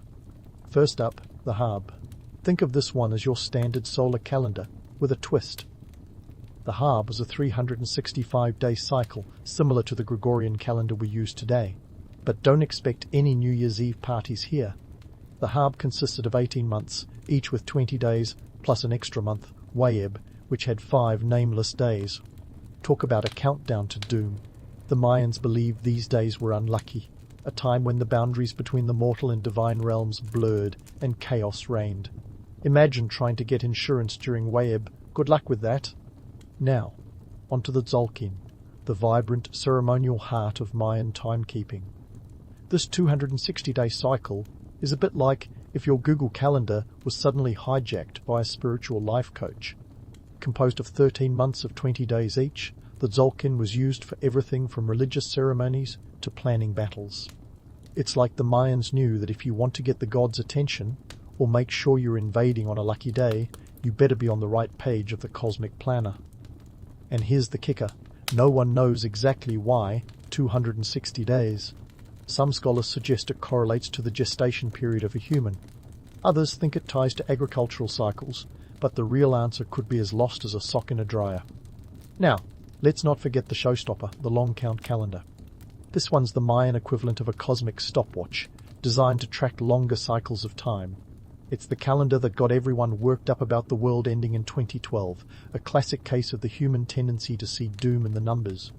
The long count starts from a mythical creation date in 3114 BC and counts forward in units called baktuns, each lasting about 39 years. When you realize the Mayans were plotting events thousands of years into the future, it's a bit like finding out your neighbor has a 5-year plan for their garden. Impressive, but also a touch unsettling. So how did these calendars work together, you ask? Picture this. You've got your hub for the solar year, your tzolkin for the spiritual and ceremonial beat, and the long count for the big picture. It's like setting alarms on your phone, one for daily reminders, one for special occasions, and another for those long-term goals that you may or may not get around to. Every 52 years, the Harb and Tzolk'in align to create a calendar round, a complete cycle in which every conceivable date combination occurs once. It's a system so synchronized you'd think the Mayans had their own version of Outlook. Now let's wrap our heads around the numerical brilliance behind this. The Mayans used a vigesimal, base 20, numbering system, which means their math is like trying to calculate a tip in binary, and yet they nailed it. The Tzolk'in and Harb cycles combined to produce 18,980 unique days before repeating, equivalent to about 52 solar years. This means the Mayans were playing the long game with a system that could last a lifetime. It's like they invented the perpetual calendar before it was cool. But why did they go through all this trouble? Well, for the Mayans, time wasn't just a backdrop, it was an active participant in the grand theatre of life. By intertwining these cycles, they weren't just marking days, they were orchestrating the universe. In a culture where every event was a thread in the cosmic tapestry, having an airtight calendar system was like holding the keys to both earthly power and divine favor. Yet, let's not romanticize it too much. This wasn't just about spiritual enlightenment, it was about control. In the political hierarchy of the Mayan world, those who could interpret these calendars held significant power. It's the ancient world's version of having insider knowledge, where the stakes weren't just financial, but existential. Imagine being the guy who could predict solar eclipses and dictate the timing of wars. Talk about job security. Despite their brilliance, the Mayans didn't leave us a user manual. Much of what we know comes from the study of their monuments and the few surviving codices. This has left modern scholars piecing together the puzzle like a 5,000-piece jigsaw with missing edges. And yet, the allure of the Mayan calendar endures. It's a testament to their ingenuity and a reminder of our own limitations. For all our modern technology, we still find ourselves humbled by the sophistication of ancient civilizations. As we ponder the Mayan calendars, we see a reflection of humanity's age-old desire to make sense of the chaos around us. It's a quest for order in a world where time marches relentlessly forward, often leaving us scrambling to keep up. In the end, the Mayans remind us that while we may never fully grasp the mysteries of time, we can certainly strive to understand our place within it. And that's a cosmic quest worth embarking on. As we dive deeper into the heart of the Mayan world, we find that their cities were more than just clusters of stone pyramids and ornate temples. They were cosmic masterpieces, with whole urban layouts designed to mirror the dance of the heavens. It's like they took the phrase, "as above, so below," and ran with it, crafting their cities to reflect celestial patterns. This wasn't just about aesthetics, it was about aligning human activity with cosmic forces, a practice that might sound like an ancient feng shui on steroids. Take Chichen Itza, for instance. This iconic city wasn't just a tourist magnet, it was a living, breathing astronomical calendar. The Temple of Kukulkan, also known as El Castillo, functions like an enormous solar clock. Come the spring and autumn equinoxes, the setting sun creates an illusion of a serpent slithering down the pyramid staircase, a light show that would make any laser spectacle at a rock concert look like amateur hour. This wasn't accidental. It was a deliberate alignment, a celestial event captured in stone, reminding everyone that the gods were watching and that the priests knew exactly when the sun would play its part in this grand performance. But before you start imagining these priests as serene, bearded sages contemplating the cosmos, remember that they were also political operators. The ability to predict celestial events and align buildings with the stars wasn't just about spiritual enlightenment, it was about power. If you could convince the masses that you could predict an eclipse or summon a serpent from the sky, you had a pretty solid grip on the divine hotline. It's the ancient equivalent of having the latest tech gadget. Everyone wants it, but only a few can afford it. Now, let's talk about Copan, another Mayan city that took astronomy seriously, maybe a little too seriously. The city's hieroglyphic stairway is like a stony scroll, with over 2,000 glyphs recounting the history of Copan's rulers. But it's not just a fancy facade. This stairway was aligned with the solar cycle, and its inscriptions mark significant celestial events. The Mayans were like that friend who insists on documenting every moment of their life on Instagram, but with way more precision and a lot less brunch. The astronomical prowess of the Mayans went beyond just building pretty sun traps. They were masters of the moon as well. The observatory at Uxmal, for instance, shows their deep fascination with lunar cycles. The Mayans didn't just track the moon for fun, they used its phases to regulate ceremonies and agricultural practices. It's a bit like setting your calendar alerts to remind you when to water your plants, only with a bit more ritual sacrifice thrown into the mix. Speaking of which, let's address the elephant in the room, human sacrifice. Yes, it happened, and yes, it's gruesome. But the idea that the Mayans were all about ripping hearts out while chanting under the full moon is a bit of an exaggeration. Sacrifice was indeed part of the religious and political fabric, but it wasn't the daily spectacle some Hollywood movies might have you believe. It was more like a grim, occasional ritual, reserved for special times when the gods needed a little more persuading than usual. Now, on to the myth that just won't die, the 2012 Doomsday Prediction. The infamous long count calendar got caught in the Y2K of ancient prophecies, thanks to a misinterpretation that had everyone stocking up on canned beans and bunkers. But the truth is, the Mayans saw the end of a Bakhtun, a cycle of about 3094 years, as a time of renewal, not apocalypse. Think of it as a cosmic New Year's Eve, a chance to reset, not to hit the panic button. It's another case of our modern flair for drama overshadowing historical nuance. Economically, the cities like Chichen Itza and Copan were powerhouses, but not just because they had a knack for celestial architecture. They were trading hubs, with roads and rivers acting like the ancient Amazon Prime, delivering goods from jade and obsidian to cacao and textiles. The Mayans understood that to keep the gods and their economy happy, they needed to keep the goods flowing. It's a bit like running a cosmic farmer's market, where the stars set the schedule and the gods demand the finest produce. As we admire these architectural wonders, it's crucial to remember that the Mayans didn't have the modern conveniences we take for granted, like cranes or power tools. They dragged massive stones across the jungle using manpower and ingenuity. These weren't just monumental structures. They were feats of engineering that would make even the most seasoned architect scratch their head in disbelief. Imagine trying to build a pyramid without a single piece of heavy machinery, just sweat, determination, and a lot of elbow grease. In essence, the Mayan cities were a testament to a civilization that sought to bridge the earthly with the divine, using architecture as a medium to connect with the cosmos. Every temple, every courtyard, and every plaza was a reflection of their understanding of the universe and their place within it. And yet, despite their brilliance, the cities eventually fell into decline, leaving behind ruins that now serve as a reminder of a time when the rhythm of life was dictated not by the tick of a clock, but by the dance of the stars. But before we get too nostalgic, remember that this was also a world of political intrigue, economic ambition, and yes, the occasional blood sacrifice. It's a reminder that human history is as complex as the cosmos itself, full of contradictions and wonder, brutality and beauty, woven together in a tapestry as intricate as any Mayan glyph. Just when you thought the Mayan world couldn't get any more layered, let's pull back the curtain on the social and political theatre that was as intricate as their celestial calculations. You see, Mayan astronomy wasn't just about peering into the night sky for fun, it was a tool of power. A cosmic chessboard where the elite played the pieces with divine flair. And trust me, if you thought modern politicians were savvy with their spin, the Mayan rulers were playing 4D chess while we're still figuring out checkers. At the heart of their society, the Mayan elite wielded astronomical knowledge like a scepter, legitimizing their rule with a celestial stamp of approval. They weren't just kings and queens. They were cosmic intermediaries, claiming to interpret the will of the gods through the stars. Imagine being able to say, "Hey, I didn't raise taxes, Venus told me to do it." It's the ultimate get-out-of-jail-free card, if jail were a metaphor for an uprising by disgruntled peasants. Take Pakal the Great, ruler of Palenque in the 7th century.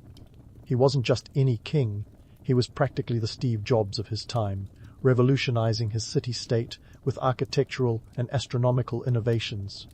Under his reign, the Temple of the Inscriptions was built, a pyramid that not only housed his tomb but also served as a celestial calendar in stone. Pakal claimed divine ancestry, linking himself to the gods, because when you're trying to secure your legacy, being able to say your dad was a deity really helps your case.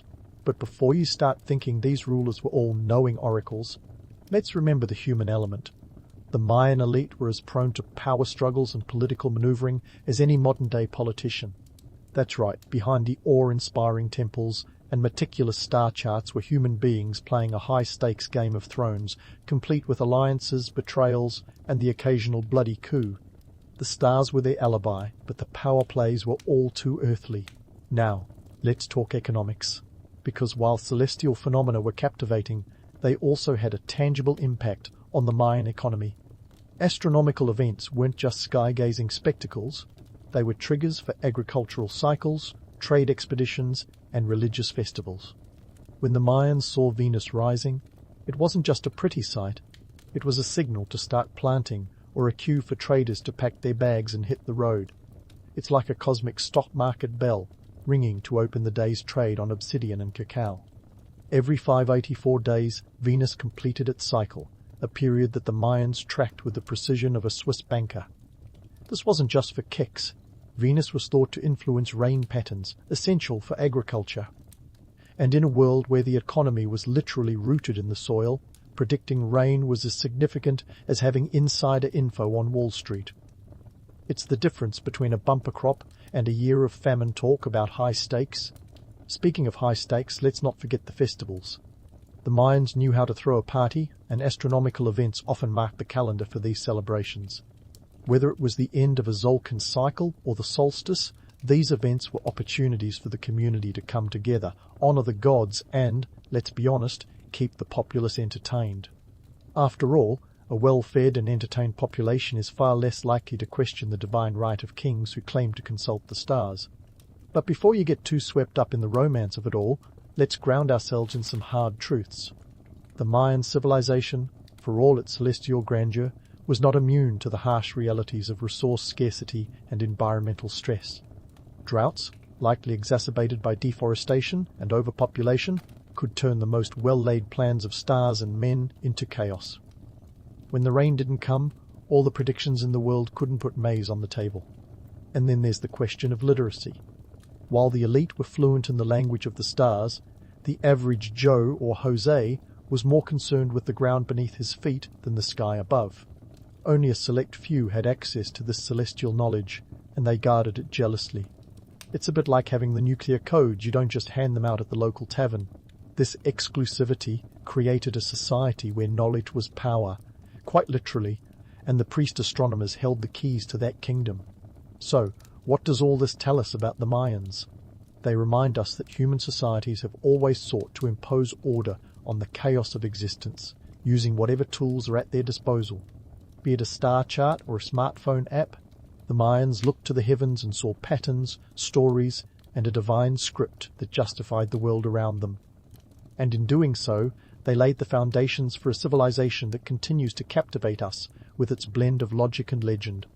Yet, for all their brilliance, the Mayans were human. They faced the same challenges, ambitions, and contradictions that we do today. The stars may have guided them, but it was human hands that built their cities, fought their wars, and ultimately faced the consequences of their actions. As we stand amidst the ruins of their once great cities, we are reminded of the fragility and resilience of human endeavor, a story as timeless as the stars themselves. But hold on, this tale isn't over yet. There's still more to uncover about the Mayan world, and as we continue to explore their legacy, we'll find that their story is not just about the past, but about the enduring quest for knowledge and meaning that defines us all. So stay tuned, because the cosmic curtain has yet to fall on this ancient drama. As the curtain rises on the final act of our Mayan tale, let's take a step back and gaze upon the expansive tapestry woven by their astronomical prowess. The Mayans weren't just stargazers. They were time architects, crafting a legacy that transcends the ruins scattered across Central America. Their understanding of time and space, while anchored in the ancient world, offers a fresh lens through which we might re-examine our 21st century realities. Sure, we've got our atomic clocks and digital calendars, But have we ever considered that our approach to time is, well, a bit one-dimensional? Enter the Mayans, who saw time not as a linear path, but as a complex interplay of cycles and cosmic influences. Their calendars, the Tzolk'in, Hab, and Long Count, rival modern timekeeping in their intricacy and precision. Imagine having a system that doesn't just tell you today's date, but also the celestial significance behind it. It's like your iCal app having an existential crisis. If only it could predict the next solar eclipse or the ideal day to start a new venture. The beauty of the Mayan calendars lies in their holistic integration of astronomy, spirituality, and society, challenging our notion that time is merely something to be filled with meetings and deadlines. Yet, before we get too misty-eyed about these cosmic timekeepers, let's debunk the myths that have turned Mayan calendars into the stuff of science fiction. Remember the 2012 apocalypse hype? Thanks to a pop culture misinterpretation that rivaled the hysteria of Y2K, people were convinced that the Mayans had predicted the end of the world. In reality, the end of a Baktun, the Long Count's 3094-year cycle, was simply a time for renewal. It's a bit like anticipating the end of a calendar year, not the end of existence, but a chance to hit refresh. So, while we were busy emptying supermarket shelves, the Mayans would likely have been planning a cosmic New Year's party. But what makes the Mayan legacy truly remarkable isn't just their knack for timekeeping. It's their ability to marry science with spirituality, turning the heavens into a divine script that shaped their world.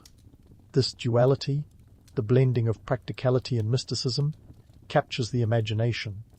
It's like watching a magic show where the tricks are based on scientific principles, yet still leave you awestruck.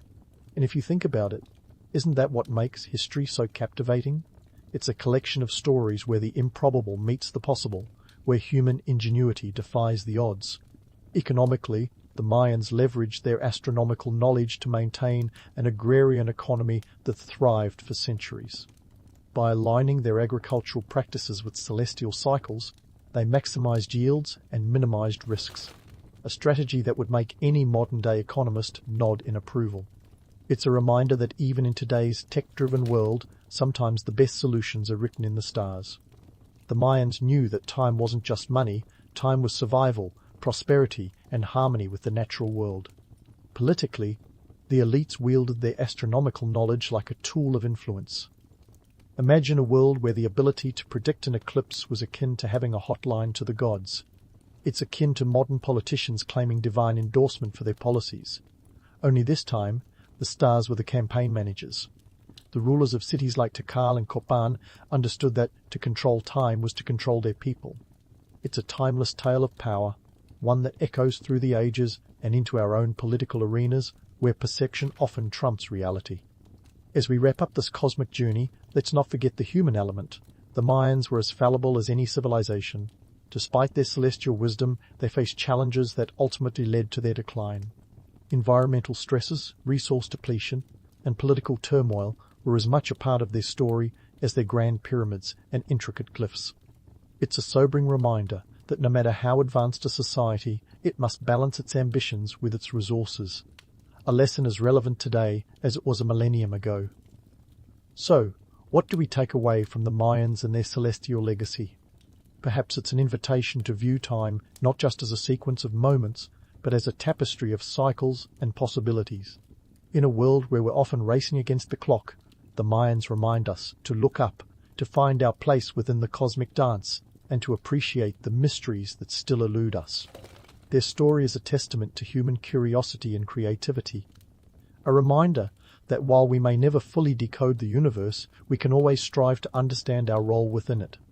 As the final act of our Mayan saga draws to a close, let's leave with a sense of wonder and appreciation for a civilization that dared to chart the heavens and, in doing so, mapped their destiny. Their legacy isn't just etched in stone or written in ancient codices. It's a living narrative that continues to inspire and challenge our understanding of the world. And as we ponder the night sky, perhaps we can find solace in the knowledge that we are all, in our own way, stargazers seeking to make sense of the universe. Isn't that the true magic of the Mayan legacy? It's a cosmic invitation to explore, to question, and to marvel at the stars, just as they did centuries ago. In the bustling streets of late 15th century Florence, young Michelangelo Buonarroti was less the serene artist you might picture chiseling away in marble, and more the scrappy teen you'd find in the town square, ready to argue art theory with anyone who dared disagree. Born in 1475, Michelangelo was the second of 5 sons, which meant he was quite familiar with the art of negotiation from an early age, a skill he'd put to good use in the years to come. Now, let's talk about his family situation. Picture a dad, Ludovico, who saw more value in a good financial report than in a block of marble. Ludovico was a small-time government administrator, which, in those days, was a job about as stable as balancing a pyramid on its tip. You can imagine his reaction when Michelangelo declared he wanted to become an artist. Starving artist wasn't just a cliché back then, it was a likely career outcome. Nevertheless, Michelangelo, with his stubborn streak, which some say was as impressive as his sculpting talent, convinced his father to let him apprentice under Domenico Ghirlandaio, a master in Florence. It was 1488, and Michelangelo was just 13 years old, practically a toddler by modern standards, but already sharpening his skills in the world of frescoes and tempera. And here's where the plot thickens. Enter the Medici family, Florence's resident power brokers, who were essentially the Renaissance version of Silicon Valley venture capitalists. Lorenzo de' Medici, known as Lorenzo the Magnificent, because why not, spotted Michelangelo's potential and took him under his wing. Imagine a teenager today being mentored by Steve Jobs. It's that kind of game-changing opportunity. Michelangelo moved into the Medici palace, rubbing elbows with the elite and absorbing a world of culture and politics like a sponge. It was here that he began to form his distinctive style, one that would eventually redefine Renaissance art. But, of course, there was drama. The Medici were not exactly universally loved, to put it mildly, and their patronage could be a double-edged sword. They were as likely to bankroll your masterpiece as they were to embroil you in their dynastic feuds. Yet, Michelangelo navigated these treacherous waters with the kind of finesse you'd expect from someone who'd watched enough political theatre to write his own play. Michelangelo's first major commission was a statue of David, and oh boy was that an adventure. The year was 5001, and the city of Florence handed him a massive block of Carrara marble, 18 feet tall, which had been languishing in a cathedral yard for over 25 years. It was like being given a giant, unwanted fruitcake and being told to create a masterpiece. The thing had already been worked on by 2 other artists who had given up, but Michelangelo saw potential where others saw a headache. Now here's the kicker. The statue of David, as iconic as it is today, was not without its critics then. Local Florentines were a bit scandalized by David's nudity. It wasn't just the lack of modesty, it was the sheer audacity of it all. David was meant to symbolize the defense of civil liberties embodied in the Republic of Florence. But not everyone was thrilled about his bare-all approach to heroism. Some critics even suggested modesty fig leaves, which Michelangelo, with his usual flair for defying convention, completely ignored. Despite the whispers and gasps, once David was unveiled in 1504, there was no turning back. Michelangelo had sculpted not just a statue, but a symbol of defiance and human beauty. It weighed in at over 6 tons, and moving it from Michelangelo's workshop to its final position took 4 days. A logistical nightmare that involved dismantling city gates and laying greased logs to roll it across Florence. Here's the fun part. While the statue itself was a marvel, the real spectacle was the city council's debate over where to place it.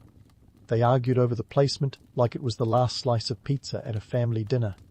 Eventually, David was stationed outside the Palazzo Vecchio, the heart of Florentine politics, where it stood as both a civic icon and a testament to Michelangelo's audacity. Michelangelo's early years were a tapestry of ambition, talent, and the ability to turn challenges into opportunities. He wasn't just an artist, he was a master strategist, navigating the corridors of power with the same precision he applied to his sculptures. His relationship with the Medici family was complex, marked by both support and tension. Yet it was this very interplay that fueled his creativity and set him on a path to greatness. The young artist had made his mark, and Florence would never be the same. And so, Michelangelo was riding high on his achievements in Florence, but the art world is not a peaceful meadow. It's more like a chaotic Renaissance fair. Enter Pope Julius II, a man with enough ambition to fill St.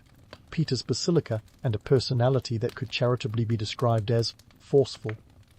This pope wasn't content with merely shepherding souls. He wanted to cement his legacy in marble and fresco.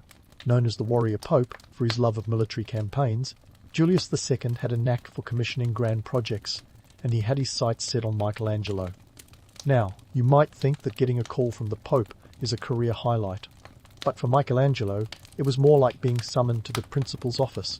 Exciting, sure, but also a little terrifying.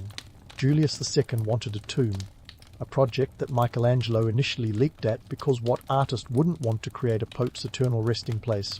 However, this was no ordinary tomb. The original plans called for a massive structure with over 40 statues, an ambitious blueprint that would rival even the most complex IKEA assembly. But here's the twist. Before Michelangelo could carve even a single cherub, the project was abruptly shelved. Julius II had a new obsession, the Sistine Chapel ceiling. And just like that, Michelangelo found himself coerced into becoming a painter, a role he wasn't exactly thrilled about. You see, Michelangelo considered himself a sculptor first and foremost. Painting, especially frescoes, was a whole different beast, requiring skills and patience that weren't exactly in his wheelhouse. So, let's set the stage for this epic saga. The Sistine Chapel ceiling is over 5,000 square feet of blank canvas, or more accurately, blank plaster. To put that in perspective, that's about the size of a modern-day basketball court. And Michelangelo wasn't just painting pretty pictures, he was tasked with creating a visual narrative of biblical proportions, literally. From the creation of Adam to the Last Judgment, this was no mere decorative endeavor. Logistically speaking, painting the Sistine Chapel ceiling was akin to constructing a skyscraper in a sandstorm. Michelangelo had to design and erect complex scaffolding that would let him reach the heavens, or at least the chapel ceiling, without bringing the whole edifice down around him. He crafted a custom scaffold, a wooden platform that hung from the ceiling like a massive swing set, allowing him to work without obstructing the chapel floor. It was a feat of engineering that any Renaissance civil engineer would applaud. Now, imagine the physical toll. Michelangelo spent 4 years, yes, 4, on this project, from 158 to 1512. That's roughly 1,460 days of craning his neck upwards, day in and day out, which, let's be honest, is a recipe for a chiropractor's dream. Legend has it, he even wrote a poem lamenting his physical agony, describing his neck as bent into a rigid arch, and his face taking on the hue of the floor. If you've ever painted a ceiling in your own home, multiply that discomfort by 1,000 and you'll get the idea. But let's not forget the drama. Michelangelo and Pope Julius II were like oil and water, both volatile and prone to explosive arguments. Julius was impatient, demanding progress reports as if he were checking on a pizza delivery. Michelangelo, fiercely independent, bristled at the constant oversight and interference. At one point, he stormed off the job, refusing to return until Julius grovelled, or as close to grovelling as a pope could manage. In another instance, Julius threatened to throw Michelangelo off the scaffolding, an offer that was, thankfully, not taken up. Despite the chaos, or perhaps because of it, Michelangelo poured his soul into the Sistine Chapel. The ceiling became a testament to his genius and stubbornness, a sprawling masterpiece that defied both gravity and expectations. It was a breathtaking tapestry of human figures, each one a study in anatomical precision and emotional depth. The creation of Adam, with its iconic image of God reaching out to touch Adam's finger, has become one of the most replicated images of all time, and to think, it might never have existed had Michelangelo thrown in the towel during one of his legendary spats with the Pope. Financially speaking, Michelangelo was well compensated, though the payment wasn't exactly swift or hassle-free. The project cost Julius II a whopping 3,000 ducats, a small fortune at the time, equivalent to around 500,000 today. But the currency wasn't just monetary, it was also political and cultural capital. The Sistine Chapel ceiling became a symbol of papal authority and artistic triumph, a masterstroke that secured Michelangelo's place in the pantheon of great artists. Yet, as grand and glorious as the finished product was, the reality of its creation was anything but serene. It was a mad scramble against time, gravity, and tempers. It was a reminder that behind every masterpiece is a messy human story, full of trials, tribulations, and, yes, a few expletives shouted from a precarious perch. Michelangelo's tumultuous relationship with Pope Julius II was not just a clash of egos, but a collision of visions, a reminder that sometimes the most extraordinary art comes from the most extraordinary chaos. And while the Sistine Chapel ceiling remains a beacon of artistic achievement, it also stands as a testament to Michelangelo's resilience and, let's face it, his ability to argue with the best of them. As the paint dried on that magnificent ceiling, Michelangelo had transformed from a reluctant painter into a legend, one brush stroke at a time. But of course, this was only a chapter in the epic tale of his life, a story that was far from over. As the paint dried on the Sistine Chapel ceiling, Michelangelo was far from finished with his legendary career. In fact, his artistic journey was about to take a detour into the unexpected realm of architecture and military engineering. Yes, the very man who sculpted tender marble masterpieces like the Pietà was soon to be found sketching fortresses and bastions. Talk about a plot twist worthy of a Shakespearean comedy. Let's start with Michelangelo's venture into architecture. It wasn't as if one day he simply woke up and thought, you know what, I could really go for some buttresses today. No, his transition was a gradual one, spurred by the ever-shifting demands of his patrons and the political landscape of Italy. By the late 1520s, Florence was a city under siege, both literally and figuratively.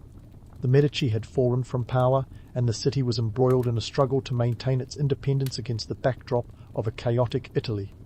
Enter Michelangelo, the reluctant hero. In 1529, Florence found itself staring down the barrel of a formidable enemy, the forces of Holy Roman Emperor Charles V.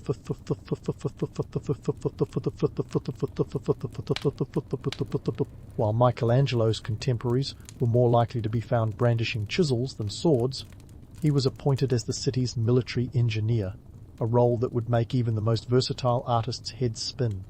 Now, the idea of an artist designing fortifications might sound absurd, but let's be honest here. This is the Renaissance we're talking about, an era where polymaths were practically a dime a dozen. Michelangelo was already a master of anatomy, perspective, and spatial awareness, skills that translated surprisingly well into military architecture. His task? Reinforce the city's defences and build new fortifications to withstand the impending siege. And so, Michelangelo set to work, diving into the world of bastions and battlements with the same fervour he applied to marble. One of his notable projects was the fortification of the hill of San Miniato, a strategic vantage point critical to Florence's defence. He envisioned a complex system of ramparts and artillery placements, designed to repel any army foolish enough to approach. The irony, of course, was that an artist known for sublime beauty was now crafting structures meant to endure the ugliness of war. This period of Michelangelo's life was a testament to his adaptability and resilience, but it was also fraught with tension and conflict. As if engineering a city's defences weren't challenging enough, Michelangelo had to contend with political infighting and the skepticism of military professionals who eyed this artist-engineer with more than a little suspicion. Despite the odds, Michelangelo's contributions were significant. His fortifications proved effective, at least for a time, as Florence held out against the besieging forces for nearly 10 months. But the siege was not without its hardships. The city suffered from food shortages and unrest, conditions that wore down even the most steadfast of defences. By 1530, Florence capitulated and the Medici were restored to power. Michelangelo, ever the pragmatist, managed to escape retribution for his role in the defence, thanks in part to his reputation and connections. So, what do we make of Michelangelo, the military engineer? It's easy to romanticize his foray into warfare as yet another example of his genius, but let's not forget the harsh realities. His designs were born out of necessity, a response to a city desperate to survive. There was no room for artistic embellishment here, only cold, hard practicality. Yet, this chapter in Michelangelo's life highlights the bizarre intersection of art and warfare, a reminder that creativity often finds its way into the most unlikely of places. While his sculptures celebrated the beauty and potential of the human form, his fortifications underscored the fragility of human endeavours in the face of conflict. As if his military endeavours weren't enough, Michelangelo's architectural ambitions would soon find a more peaceful outlet. When Pope Clement VII, a Medici himself, commissioned Michelangelo to work on the Laurentian Library in Florence, the artist was given the opportunity to blend functionality with his unparalleled sense of form. Here, he designed an innovative staircase that seemed to cascade like a waterfall, a far cry from the utilitarian designs of fortifications. It was a project that allowed Michelangelo to showcase his architectural vision without the looming shadow of war. The library, a repository of the Medici family's vast collection of manuscripts, was a symbol of cultural sophistication and intellectual prowess. Michelangelo's architectural style was forward-thinking, breaking away from the rigid classical forms of his predecessors. His use of exaggerated proportions and dynamic compositions in the library's design hinted at the coming Baroque period, a testament to his role as a bridge between artistic eras. Through these ventures, Michelangelo proved that his genius was not confined to a single medium. Whether sculpting a figure, painting a ceiling, designing a library, or fortifying a city, his work was marked by a relentless pursuit of perfection and an uncanny ability to adapt. It's a reminder that true mastery transcends boundaries, and that sometimes the most profound insights emerge from the most unexpected challenges. As Michelangelo continued to navigate the labyrinthine world of Renaissance politics and patronage, one thing became abundantly clear: his story was far from over. The artist, who had once been a scrappy young talent in Florence, was now a towering figure in the art world, his influence stretching far beyond the confines of his own era. And yet, even as he cemented his legacy with each new project, Michelangelo remained ever the enigma, a man as complex and multifaceted as the works he left behind. With architecture and military engineering now under his belt, there were still more chapters to be written in the saga of his life, each one promising a fresh twist, a new challenge, and perhaps a few more surprises from the artist who never ceased to defy expectations.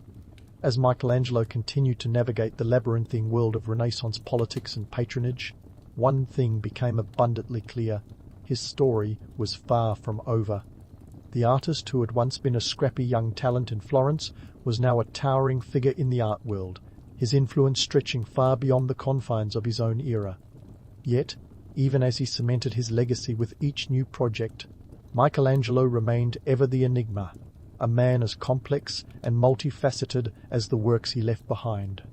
With architecture and military engineering now under his belt, there were still more chapters to be written in the saga of his life, each one promising a fresh twist, a new challenge, and perhaps a few more surprises from the artist who never ceased to defy expectations.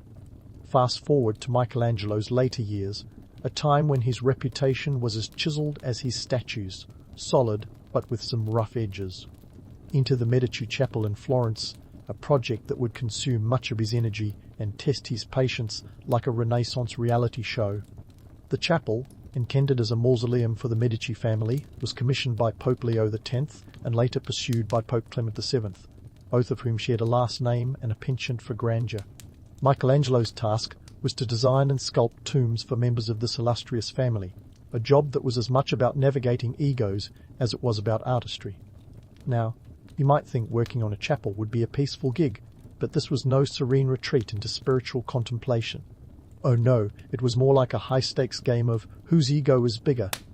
Michelangelo, never one to shy away from conflict, found himself at odds with the Medici popes, whose visions for the chapel often clashed with his own. Imagine being stuck between fulfilling your artistic vision and keeping your patrons happy. It was like trying to paint a masterpiece while juggling flaming torches. In typical Michelangelo fashion, he poured his soul and a good dose of his notorious temper into the project. The tombs he sculpted for Lorenzo and Giuliano de' Medici were nothing short of revolutionary. He created allegorical figures of dawn, dusk, night and day, each one a study in human emotion and physicality. Yet, despite their brilliance, the project was plagued by delays, disputes, and the ever-present spectre of political upheaval. The Medici Chapel became a symbol of Michelangelo's turbulent relationship with his patrons, a testament to the challenges of balancing creative freedom with the demands of power. But let's take a detour to Rome, where another monumental project awaited, the Last Judgment. Commissioned by Pope Clement VII and completed under Pope Paul III, this fresco was to cover the altar wall of the Sistine Chapel. If the ceiling was a visual symphony, then The Last Judgment was its dramatic finale, a sprawling depiction of the second coming of Christ and the final judgment of souls. It was a work that would cement Michelangelo's legacy while stirring up a hornet's nest of controversy. Imagine the scene: Michelangelo, now in his 60s, climbing scaffolding with the vigor of a man half his age, determined to outdo his own ceiling. The Last Judgment was a massive undertaking, covering over 4,000 square feet. That's right, he was painting another masterpiece of biblical proportions, quite literally. The sheer scale of the project was daunting, but Michelangelo was never one to back down from a challenge, even if it meant contending with the Vatican's ever-watchful eyes. The fresco took 5 years to complete, from 1536 to 1541, and it was met with both awe and scandal. Why the scandal, you ask? Well, Michelangelo's depiction of naked souls being judged by Christ was a bit too risque for some conservative critics.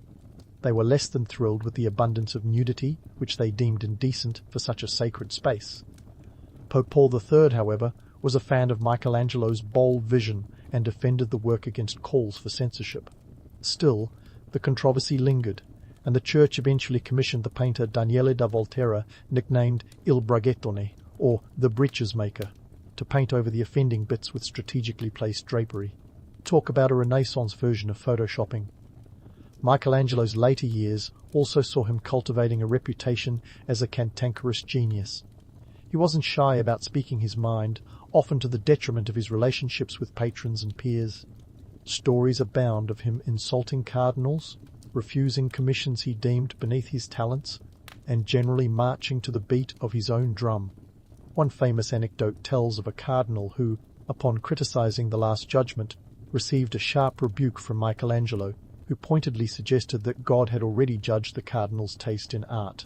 But let's not forget the economic realities of Michelangelo's time. While he was handsomely paid for his commissions, the Sistine Chapel ceiling alone cost a cool 3,000 ducats. Money was always a complex matter. The Renaissance art market was a volatile beast, subject to the whims of patrons and the shifting tides of political power. Michelangelo, ever the savvy operator, navigated this landscape with the acumen of a seasoned diplomat, ensuring his financial stability even as he pushed artistic boundaries.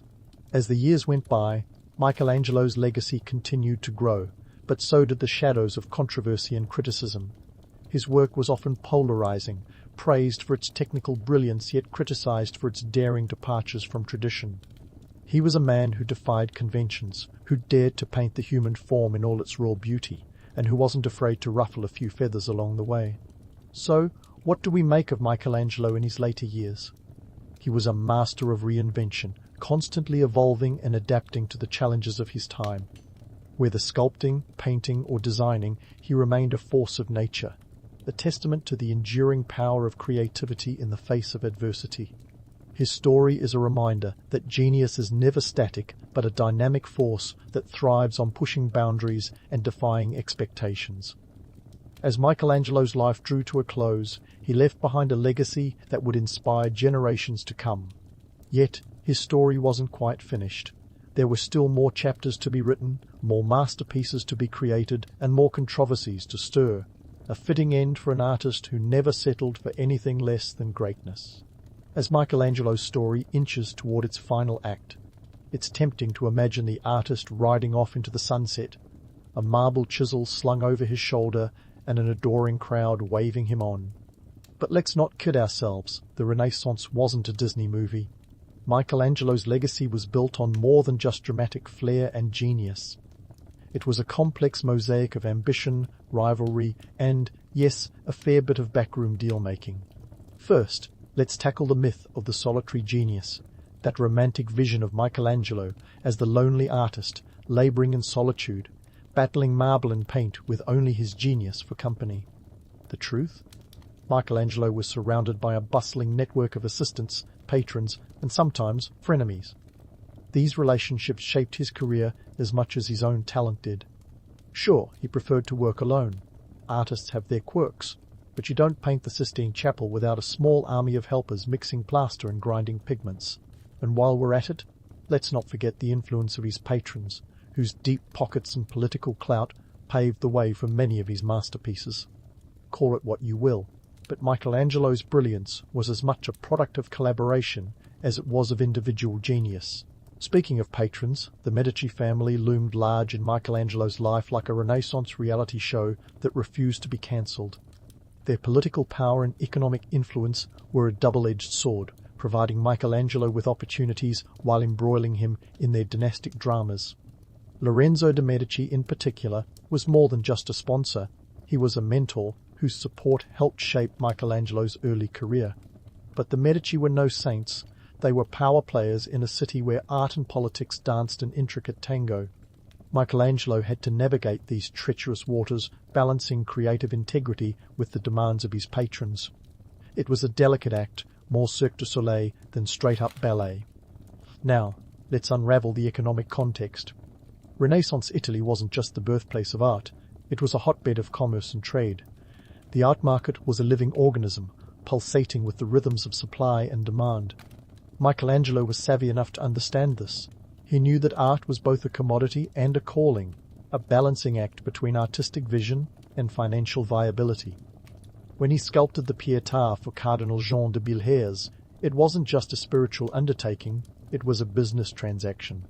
The work was completed in 1499 for 450 ducats, a tidy sum that ensured Michelangelo's financial stability and showcased his knack for negotiating a good deal.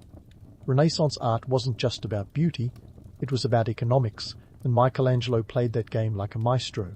But let's not sugarcoat it, Michelangelo's world was rife with competition. He was constantly jostling for commissions against other Renaissance heavyweights like Raphael and Leonardo da Vinci. In this high-stakes game, reputation was everything. Michelangelo's fiery personality and tendency to clash with patrons often put him at odds with the art establishment, yet his stubbornness was matched only by his talent, a combination that ensured his place at the top of the artistic food chain. He wasn't just competing with his contemporaries, he was redefining what art could be, pushing boundaries and challenging conventions at every turn. It was this relentless drive, this refusal to settle for anything less than extraordinary, that cemented his legacy. And what a legacy it is. Michelangelo didn't just leave behind a trail of masterpieces, he left an indelible mark on the very fabric of art and culture. His influence stretched across time, inspiring generations of artists to come. The Sistine Chapel ceiling became a benchmark for artistic achievement, its depiction of human figures, a study in anatomical precision and emotional depth. The David, with its poised defiance, became a symbol of human potential and civic pride. Michelangelo's work wasn't just art, it was a manifesto, a declaration of what it meant to be human in an age of rebirth and rediscovery. Yet, legacy is a tricky thing. It's a tapestry woven from the threads of myth and reality, and Michelangelo's is no exception. He is often lionized as the quintessential Renaissance man, but let's be clear, his story is as much about struggle as it is about triumph. It's about an artist who fought against the constraints of his time, who wrestled with the complexities of patronage and politics, and who never ceased to push the boundaries of what was possible. Michelangelo's legacy is a testament to the power of resilience, a reminder that greatness is forged in the crucible of challenge and adversity. So as we draw the proverbial curtain on Michelangelo's tale, what's left to say? Perhaps it's this. Michelangelo didn't just sculpt statues, he sculpted a new vision of humanity. He didn't just paint frescoes, he painted the possibilities of the human spirit. And while his life was a whirlwind of ambition and controversy, it was also a celebration of creativity and innovation. In the end, Michelangelo was more than just an artist, he was a force of nature, a Renaissance rock star whose influence echoes across the centuries, reminding us that the true measure of genius is not just in the work itself, but in the courage to create it. In the bustling town of Heidenheim, nestled cozily in the Swabian Alps and presumably unaware of its future historical significance, Erwin Rommel was born on November 15, 1891. Now, if you were expecting a rags-to-riches tale, brace yourself. Young Erwin was the son of a schoolmaster and a housewife, which in the early 20th century German socio-economic ladder was comfortably wedged in the middle class. This was not the kind of upbringing that screamed future military genius, but sometimes history's favorite characters come from the most unassuming places. Rommel's early years were a bit of a mixed bag. Think of him as a late-blooming prodigy with a penchant for mechanical tinkering. He was the kind of kid who preferred the company of gears and models over, say, trudging through Goethe's dense prose. His high school reports were a testament to this, often highlighting his technical skills while politely glossing over his lackluster enthusiasm for academia. If his life had a soundtrack, it'd be the sound of a bicycle zooming past the classroom window, leaving behind only chalk dust and the exasperated sighs of teachers. Germany at the turn of the century was a place of immense change. The Kaiserreich was flexing its nascent industrial muscles, and Berlin was quickly becoming a hub of innovation. Yet there was also a simmering tension beneath the surface, with political movements jostling for influence like eager contestants in a particularly intense game of political musical chairs. But a young Rommel wasn't exactly concerned with Bismarck's legacy or the intricacies of the Reichstag. No, he was more interested in the practical applications of physics, which makes sense considering his later affinity for battlefield tactics. Despite his mechanical mind and the allure of a burgeoning technological age, Rommel's initial career aspirations weren't set in stone. In fact, his early years were marked by a series of false starts that would make any modern career counselor twitch. At one point, he considered becoming an engineer, a path that seemed logical given his interests. But, as fate would have it, the siren call of the military proved irresistible. It wasn't the uniform or the allure of command that drew him in, but rather the opportunity for adventure, a chance to see the world beyond the Swabian hills. In 1910, Rommel took the plunge and joined the 144th Württemberg Infantry Regiment as an officer cadet. This was not a decision made overnight. Rather, it was a culmination of youthful restlessness and a search for purpose. The German army was in many ways a microcosm of the nation itself, a place where tradition and innovation were constantly at odds, and where a young officer could theoretically carve out a destiny. Let's be honest, though, at this point, Rommel's ambitions were likely more about escaping small-town life than any grandiose vision of military leadership. Germany's political climate during Rommel's formative years was like a simmering pot with the lid just about ready to pop. The country was unified only a few decades prior, in 1871, under the iron fist of Otto von Bismarck, and was now grappling with the complex dynamics of a newly minted empire. While the economy was booming, thanks to industrialization, social tensions were brewing like a bad pot of coffee. The working class was gaining a voice, and socialism was starting to make some noise, much to the chagrin of the conservative elites. Rommel's entry into the military coincided with a period of significant change within the German armed forces. There was a palpable push towards modernization, which included everything from the introduction of more advanced weaponry to the implementation of new training techniques. It was an era that valued innovation, though often reluctantly, as military traditions died hard. This environment was both a challenge and an opportunity for Rommel, who would later become known for his unconventional tactics and strategic brilliance. Rommel's early military career was not without its comedic moments. Imagine a young officer, still wet behind the ears, tasked with leading a group of soldiers who were undoubtedly more experienced in the art of soldiering. His first years were a comedy of errors, with misunderstandings and mishaps aplenty. But, much like a stand-up comedian honing their craft at open mic nights, Rommel learned from every mistake and misstep. Each blunder was a stepping stone to the strategic mind that would later earn him the nickname the Desert Fox. The socio-political environment of early 20th century Germany was a tangled web of alliances, rivalries, and ambitions. The country was part of a complex geopolitical chess game, with alliances like the Triple Entente and the Triple Alliance setting the stage for what would eventually explode into World War I. While these tensions bubbled beneath the surface, a young Rommel was learning the ropes, unaware that he would one day play a significant role in the grand theatre of war. In 1914, as the world teetered on the brink of the Great War, Rommel was still finding his footing in the military. He had yet to prove himself, still viewed by some of his peers as the kid more interested in gadgets than glory. However, he was about to be thrust into a conflict that would not only challenge his mettle, but also shape the course of his career and the future of military tactics. As Europe marched inexorably towards war, Rommel was poised at the precipice of destiny, ready to step into the pages of history and leave behind the echoes of his youthful indecision. Rommel's plunge into the chaotic maelstrom that was World War I was less of a graceful dive and more like being cannonballed into a pool of military madness. At the time, the world was strapped into a roller coaster going way too fast, with no brakes and a conductor hell-bent on setting records for chaos. The German army, Rommel included, found themselves in this turbulent mess when the war kicked off in 1914. It wasn't long before Rommel's knack for strategy and his uncanny ability to show up precisely where and when he was needed began turning heads. The early stages of the war saw Rommel fighting in Belgium and France, but it was on the Italian front where he really started to shine, or perhaps glow with the fiery determination of a man who'd found his calling, is a more fitting description. The Battle of Caporetto in 1917 was Rommel's breakout performance, his military magnum opus that would have made any strategist worth their salt take notice. Imagine a battlefield so chaotic it makes a rock concert mosh pit look like a ballet recital. Amidst this, Rommel was a maestro, commanding his squad with precision. Using a tactic known as infiltration, he and his men slipped through Austrian lines like shadows, capturing thousands of Italian soldiers without breaking a sweat. At one point, Rommel and his unit managed to take 9,000 prisoners with a force of just 150 men. That's right, 9,000. Talk about overachieving. Rommel's success at Caporetto was a masterclass in bold strategy and quick thinking.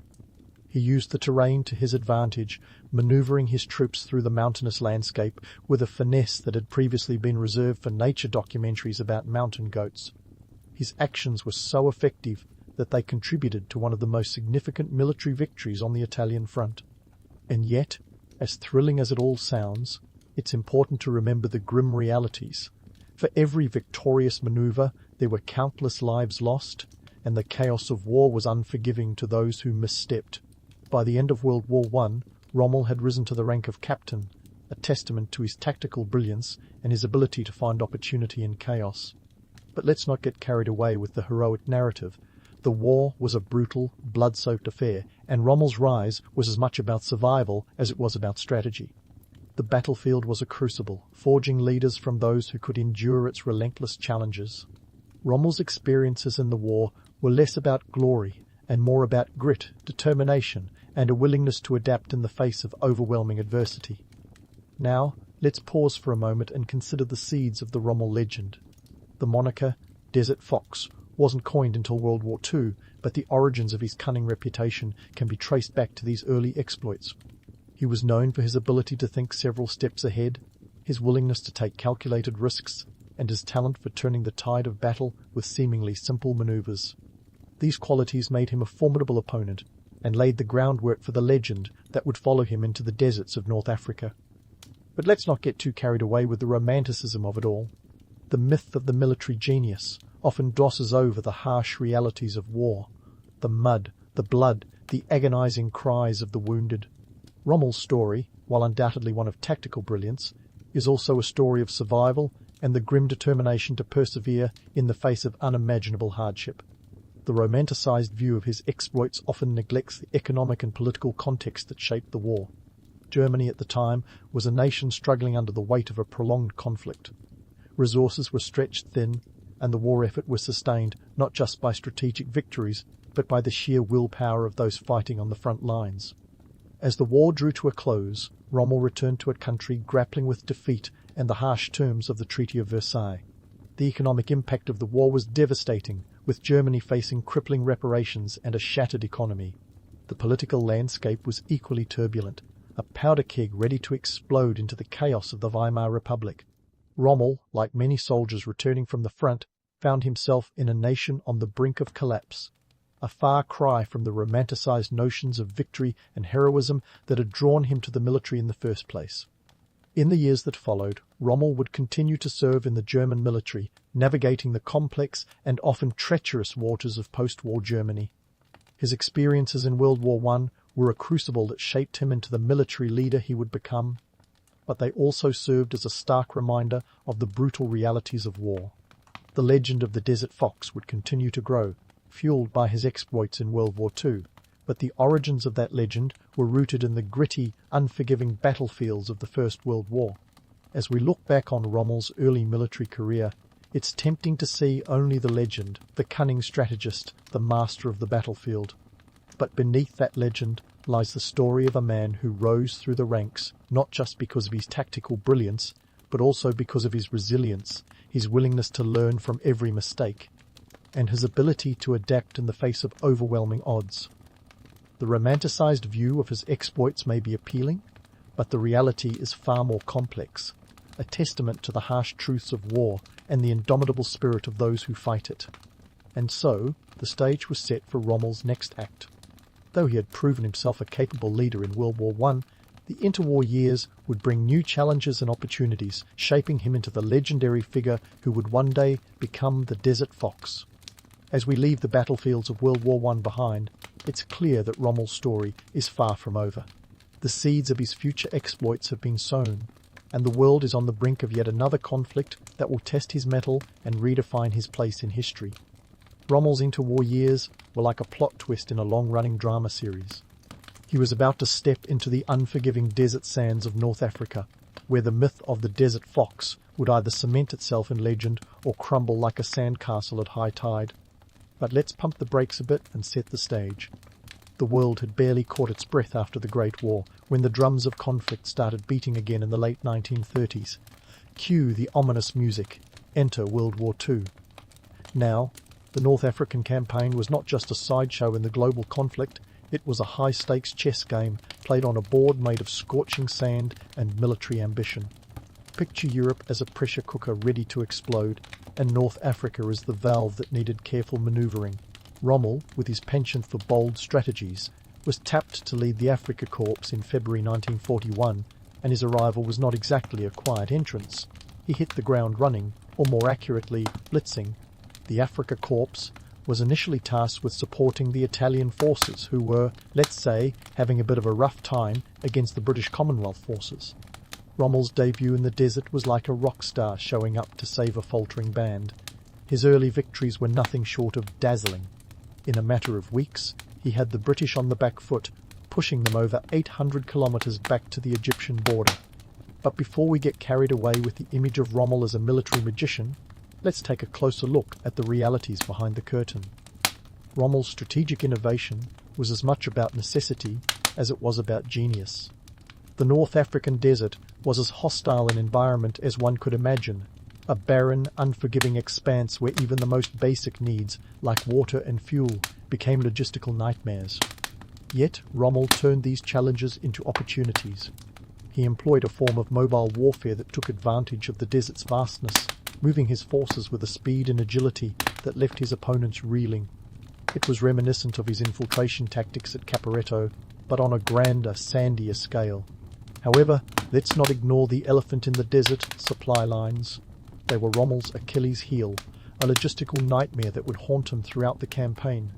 The supply chain from Europe to North Africa was stretched thinner than a hipster's moustache, vulnerable to the vagaries of weather, enemy action, and good old-fashioned bad luck. At one point, Rommel's forces were receiving less than a third of the supplies they needed, a predicament that would send any modern logistics manager into a fit of despair. Rommel's clashes with the higher-ups in the German command were legendary. If the military was a family, Rommel was the rebellious teenager constantly at odds with the parental figures in Berlin. His requests for additional resources were often met with bureaucratic stonewalling or outright denial. To put it in modern terms, it was like trying to stream your favourite show on dial-up internet, a lot of buffering and not much else. But Rommel was nothing if not resourceful. He made do with what he had, often performing logistical gymnastics that would make a Cirque du Soleil performer jealous. Despite these challenges, the early successes of Rommel's campaign created a mythos around him, one that portrayed him as invincible, a military demigod who could bend the desert to his will. The truth, as always, was more nuanced. While his tactics were undoubtedly brilliant, they were also high-risk, high-reward maneuvers that could just as easily have ended in disaster. It was a bit like playing poker with the desert sands as his chips, and for a while, the cards seemed to fall in his favour. Let's pause for a moment to appreciate the sheer audacity of the Rommel legend. It's a story that captivates because it's filled with daring maneuvers, unexpected victories, and the romance of a lone commander against insurmountable odds. Yet, it's crucial to remember that this legend was built on the backs of soldiers who endured unimaginable hardships, fighting in an environment that was as much an enemy as the opposing forces. The desert was a harsh mistress, and Rommel's successes were often tempered by the brutal realities of war. The turning point in the North African campaign came in late 1942 at the Battle of El Alamein. Here, Rommel faced off against Bernard Montgomery, a man whose determination was matched only by his penchant for meticulous planning. Montgomery, unlike some of Rommel's previous adversaries, refused to be outmaneuvered. He understood the importance of logistics and made sure his forces were well supplied, in stark contrast to the supply-starved Afrika Korps. It was a showdown of epic proportions, a clash of titans in the desert sands. El Alamein was a tactical and strategic nightmare for Rommel. The British had superiority in numbers, equipment, and, most importantly, resources. While Rommel's forces numbered around 100,000 men, Montgomery commanded a force of over 200,000. The odds were not just stacked against Rommel, they were practically insurmountable. Despite this, Rommel's genius shone through in his defensive tactics, delaying the British advance longer than anyone expected. But in the end, the weight of numbers and supplies proved too much, and the Afrika Korps was forced to retreat. This defeat marked the beginning of the end for Rommel in North Africa. It was a stark reminder that even the most brilliant tactics could be undone by logistical realities and superior enemy resources. The myth of Rommel's invincibility took a hit, but the legend persisted, fueled by the drama and daring of his earlier victories. Yet, it's important to recognize that the legend of the Desert Fox was as much a product of wartime propaganda as it was of Rommel's own strategic prowess. As Rommel withdrew from North Africa, the romanticized image of the cunning commander remained intact, but the harsh realities of war were impossible to ignore. The desert had been both a stage and a crucible, testing Rommel's mettle and proving that even the mightiest military minds could be humbled by the relentless march of logistics and time. The North African campaign was a testament to his tactical brilliance, but it also exposed the limits of individual genius in the face of overwhelming odds. The myth and the man, forever intertwined, continued to captivate historians and enthusiasts alike. But as the sands of North Africa slipped through the hourglass of history, Rommel's story was far from over. The lessons learned in the desert would echo throughout his career, shaping his actions and decisions as the world plunged deeper into the chaos of World War II. And so, with the dust of the desert still clinging to his boots, Rommel marched onward into the next act of his storied life. As Rommel dusted off the sand from North Africa, he wasn't just leaving behind a landscape of military triumphs and logistical nightmares. He was stepping into a political quagmire back in Germany, where the lines between military brilliance and political naivety blurred like heat waves on the desert horizon. Enter Adolf Hitler, the Führer himself, whose relationship with Rommel was a cocktail of admiration, frustration, and more than a few absurdities. Rommel's interactions with Hitler were like watching a high-stakes chess game where one player was a grandmaster of strategy and the other a master of propaganda. In the Nazi regime, where loyalty was currency and dissent was perilous, Rommel found himself caught between being the military hero the regime needed and his own personal convictions, which, let's be honest, didn't always align with the party line. You see, Rommel was a soldier's soldier, more interested in tactics than speeches, and this often put him at odds with Nazi ideologues who couldn't tell a pincer movement from a ballroom dance. Hitler, for his part, had a rather peculiar admiration for Rommel. The Desert Fox was a useful poster child for Nazi military prowess, a fact that Hitler exploited with the skill of a seasoned PR manager. Rommel's victories were splashed across newspapers, his image cultivated as the embodiment of Aryan military genius. But beneath the surface, Rommel's relationship with the Nazi high command was fraught with tension. He wasn't a member of the Nazi Party, which in the German military at the time was like being the only person at a karaoke bar who refused to sing. And let's not forget, Hitler was notorious for surrounding himself with yes-men who treated his strategic whims as gospel, an environment that Rommel, with his penchant for questioning and adapting, found about as comfortable as a three-piece suit in the Sahara. Despite this, Rommel's star continued to rise, and his involvement in the defense of the Atlantic Wall is where things really get intriguing. The Atlantic Wall, a 2,400-mile fortress of bunkers and beach defenses, was Hitler's grand plan to thwart an Allied invasion of Western Europe. Rommel was tasked with overseeing the defences in France, an assignment that put his strategic prowess to the test. But here's the kicker. While Rommel was busy turning beaches into fortresses, Hitler was back in Berlin, dreaming up grandiose plans that often ignored the realities on the ground. It was a bit like asking a Michelin star chef to cook a gourmet meal with a can of beans and a rusty fork. Rommel's approach to the Atlantic Wall was pragmatic. He believed that the best way to stop an invasion was at the beaches themselves. Hit the Allies hard and fast before they could establish a foothold. This put him at odds with other German commanders who favoured a more traditional, layered defence. Rommel's strategy was simple yet daring, a hallmark of his military ethos. But he was swimming against the tide in a sea of Nazi bureaucracy, where decisions were often made based on political favour rather than military necessity. The absurdity of the Nazi regime's decision-making process was not lost on Rommel, who once quipped that trying to get things done in the Third Reich was like trying to nail jelly to a wall. Throughout this period, Rommel's interactions with Hitler became increasingly strained. Hitler's obsession with absolute control led to micromanagement that would make a middle manager blush. Decisions that should have been left to field commanders were instead dictated from Berlin, often with disastrous results. Rommel, accustomed to autonomy in the field, found this interference frustrating. His attempts to convince Hitler of the need for flexibility and adaptability were met with the same enthusiasm as a dentist's appointment. Yet Rommel was not without his moments of political misstep. His political naivety often left him entangled in the complex web of Nazi intrigue. Take, for example, his involvement in the July 20th plot to assassinate Hitler, a conspiracy that, while not directly involving Rommel, certainly implicated him in the eyes of the regime. It's said that Rommel was aware of the plot but chose not to participate, a decision that was less about loyalty to Hitler and more about his belief in military honour and duty. However, the mere whiff of dissent was enough to seal his fate. In a regime where paranoia was as common as moustaches, Rommel's position became precarious. Rommel's eventual downfall was steeped in both tragedy and irony. The man whose military genius had been lauded as unrivaled was now caught in the gears of a regime that valued loyalty over logic. In October 1944, Rommel was forced to take his own life, a grim testament to the brutal realities of a regime that brooked no dissent. Hitler, ever the pragmatist, offered Rommel a choice: face a public trial or quietly disappear. Rommel, ever the soldier, chose the latter, sparing his family and preserving his legacy, albeit under the shadow of coercion. The tale of Rommel's interactions with Hitler and the Nazi regime is one of contrasts. It's a story of tactical brilliance meeting political folly, of a soldier's honour clashing with a dictator's ambition. But for all the mythos surrounding Rommel, it's crucial to remember the man behind the legend, a man whose strategic genius was occasionally overshadowed by his political missteps.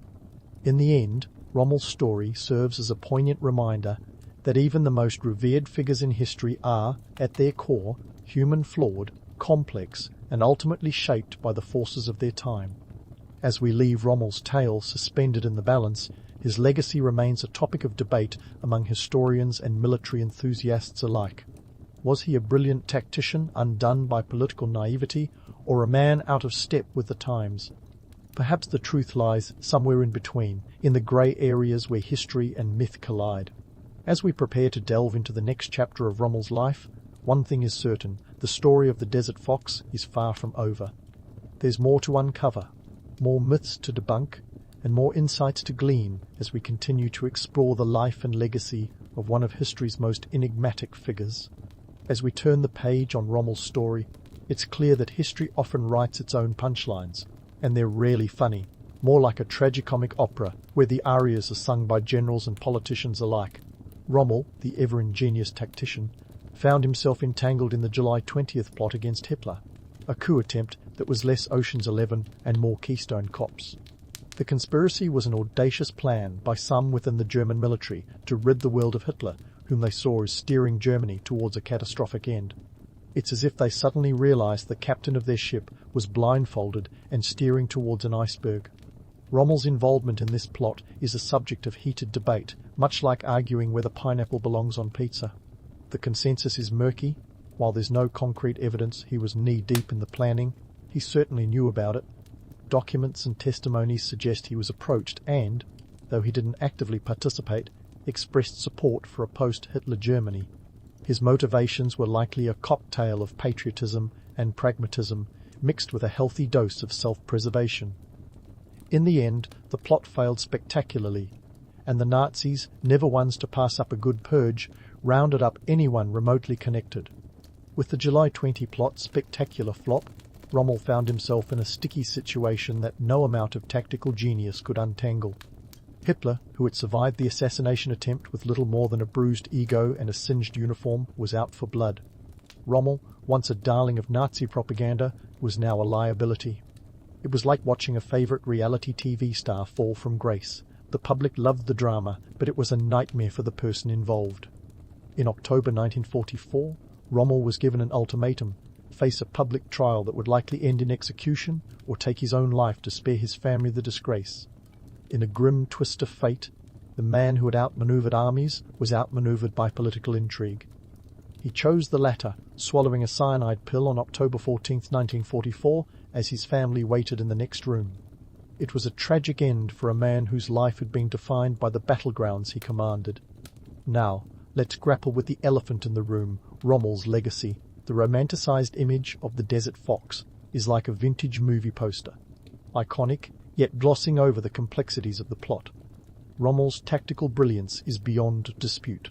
His campaigns in North Africa are still studied in military academies around the world, where students pore over his maneuvers like a plot twist in a thriller novel. But here's where the narrative gets sticky. The notion of the clean Wehrmacht, a myth suggesting that the German military was somehow detached from the atrocities of the Nazi regime, often gets tangled up with Rommel's story. While Rommel wasn't a card-carrying Nazi, he operated within a regime that committed unspeakable acts. His focus on battlefield tactics didn't absolve him from the broader context of the war. The clean Wehrmacht is a convenient myth that allows us to compartmentalize history, to separate the military good guys from the political bad guys. But the reality is murkier. Rommel, like many others, was part of a machine that functioned within a morally repugnant system, and acknowledging that doesn't tarnish his tactical achievements. It enriches the historical narrative with the nuances it deserves. So, what do we make of Rommel? Was he a hero, a villain, or something in between? Perhaps the answer lies in the complexity of human nature. Rommel was a man of his time, a soldier who excelled at his craft yet found himself caught in the tides of history. His story forces us to confront uncomfortable questions about heroism and morality in warfare. Can tactical genius be separated from the context in which it operates? Is there room for heroism in a war that was fundamentally unjust? As we wrap up this journey through Rommel's life, let's leave with some food for thought. History is rarely black and white. It's a spectrum of greys where heroes and villains often occupy the same narrative space. Rommel's legacy is a testament to that complexity, a reminder that the stories we tell about the past are as much about the present as they are about history itself.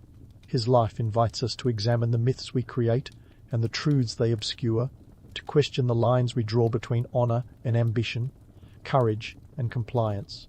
In the end, Rommel's fall from grace and his enduring legacy challenge us to look beyond the romanticized images and confront the uncomfortable truths lurking beneath. The Desert Fox was a man of contradictions, a tactical genius navigating a moral minefield.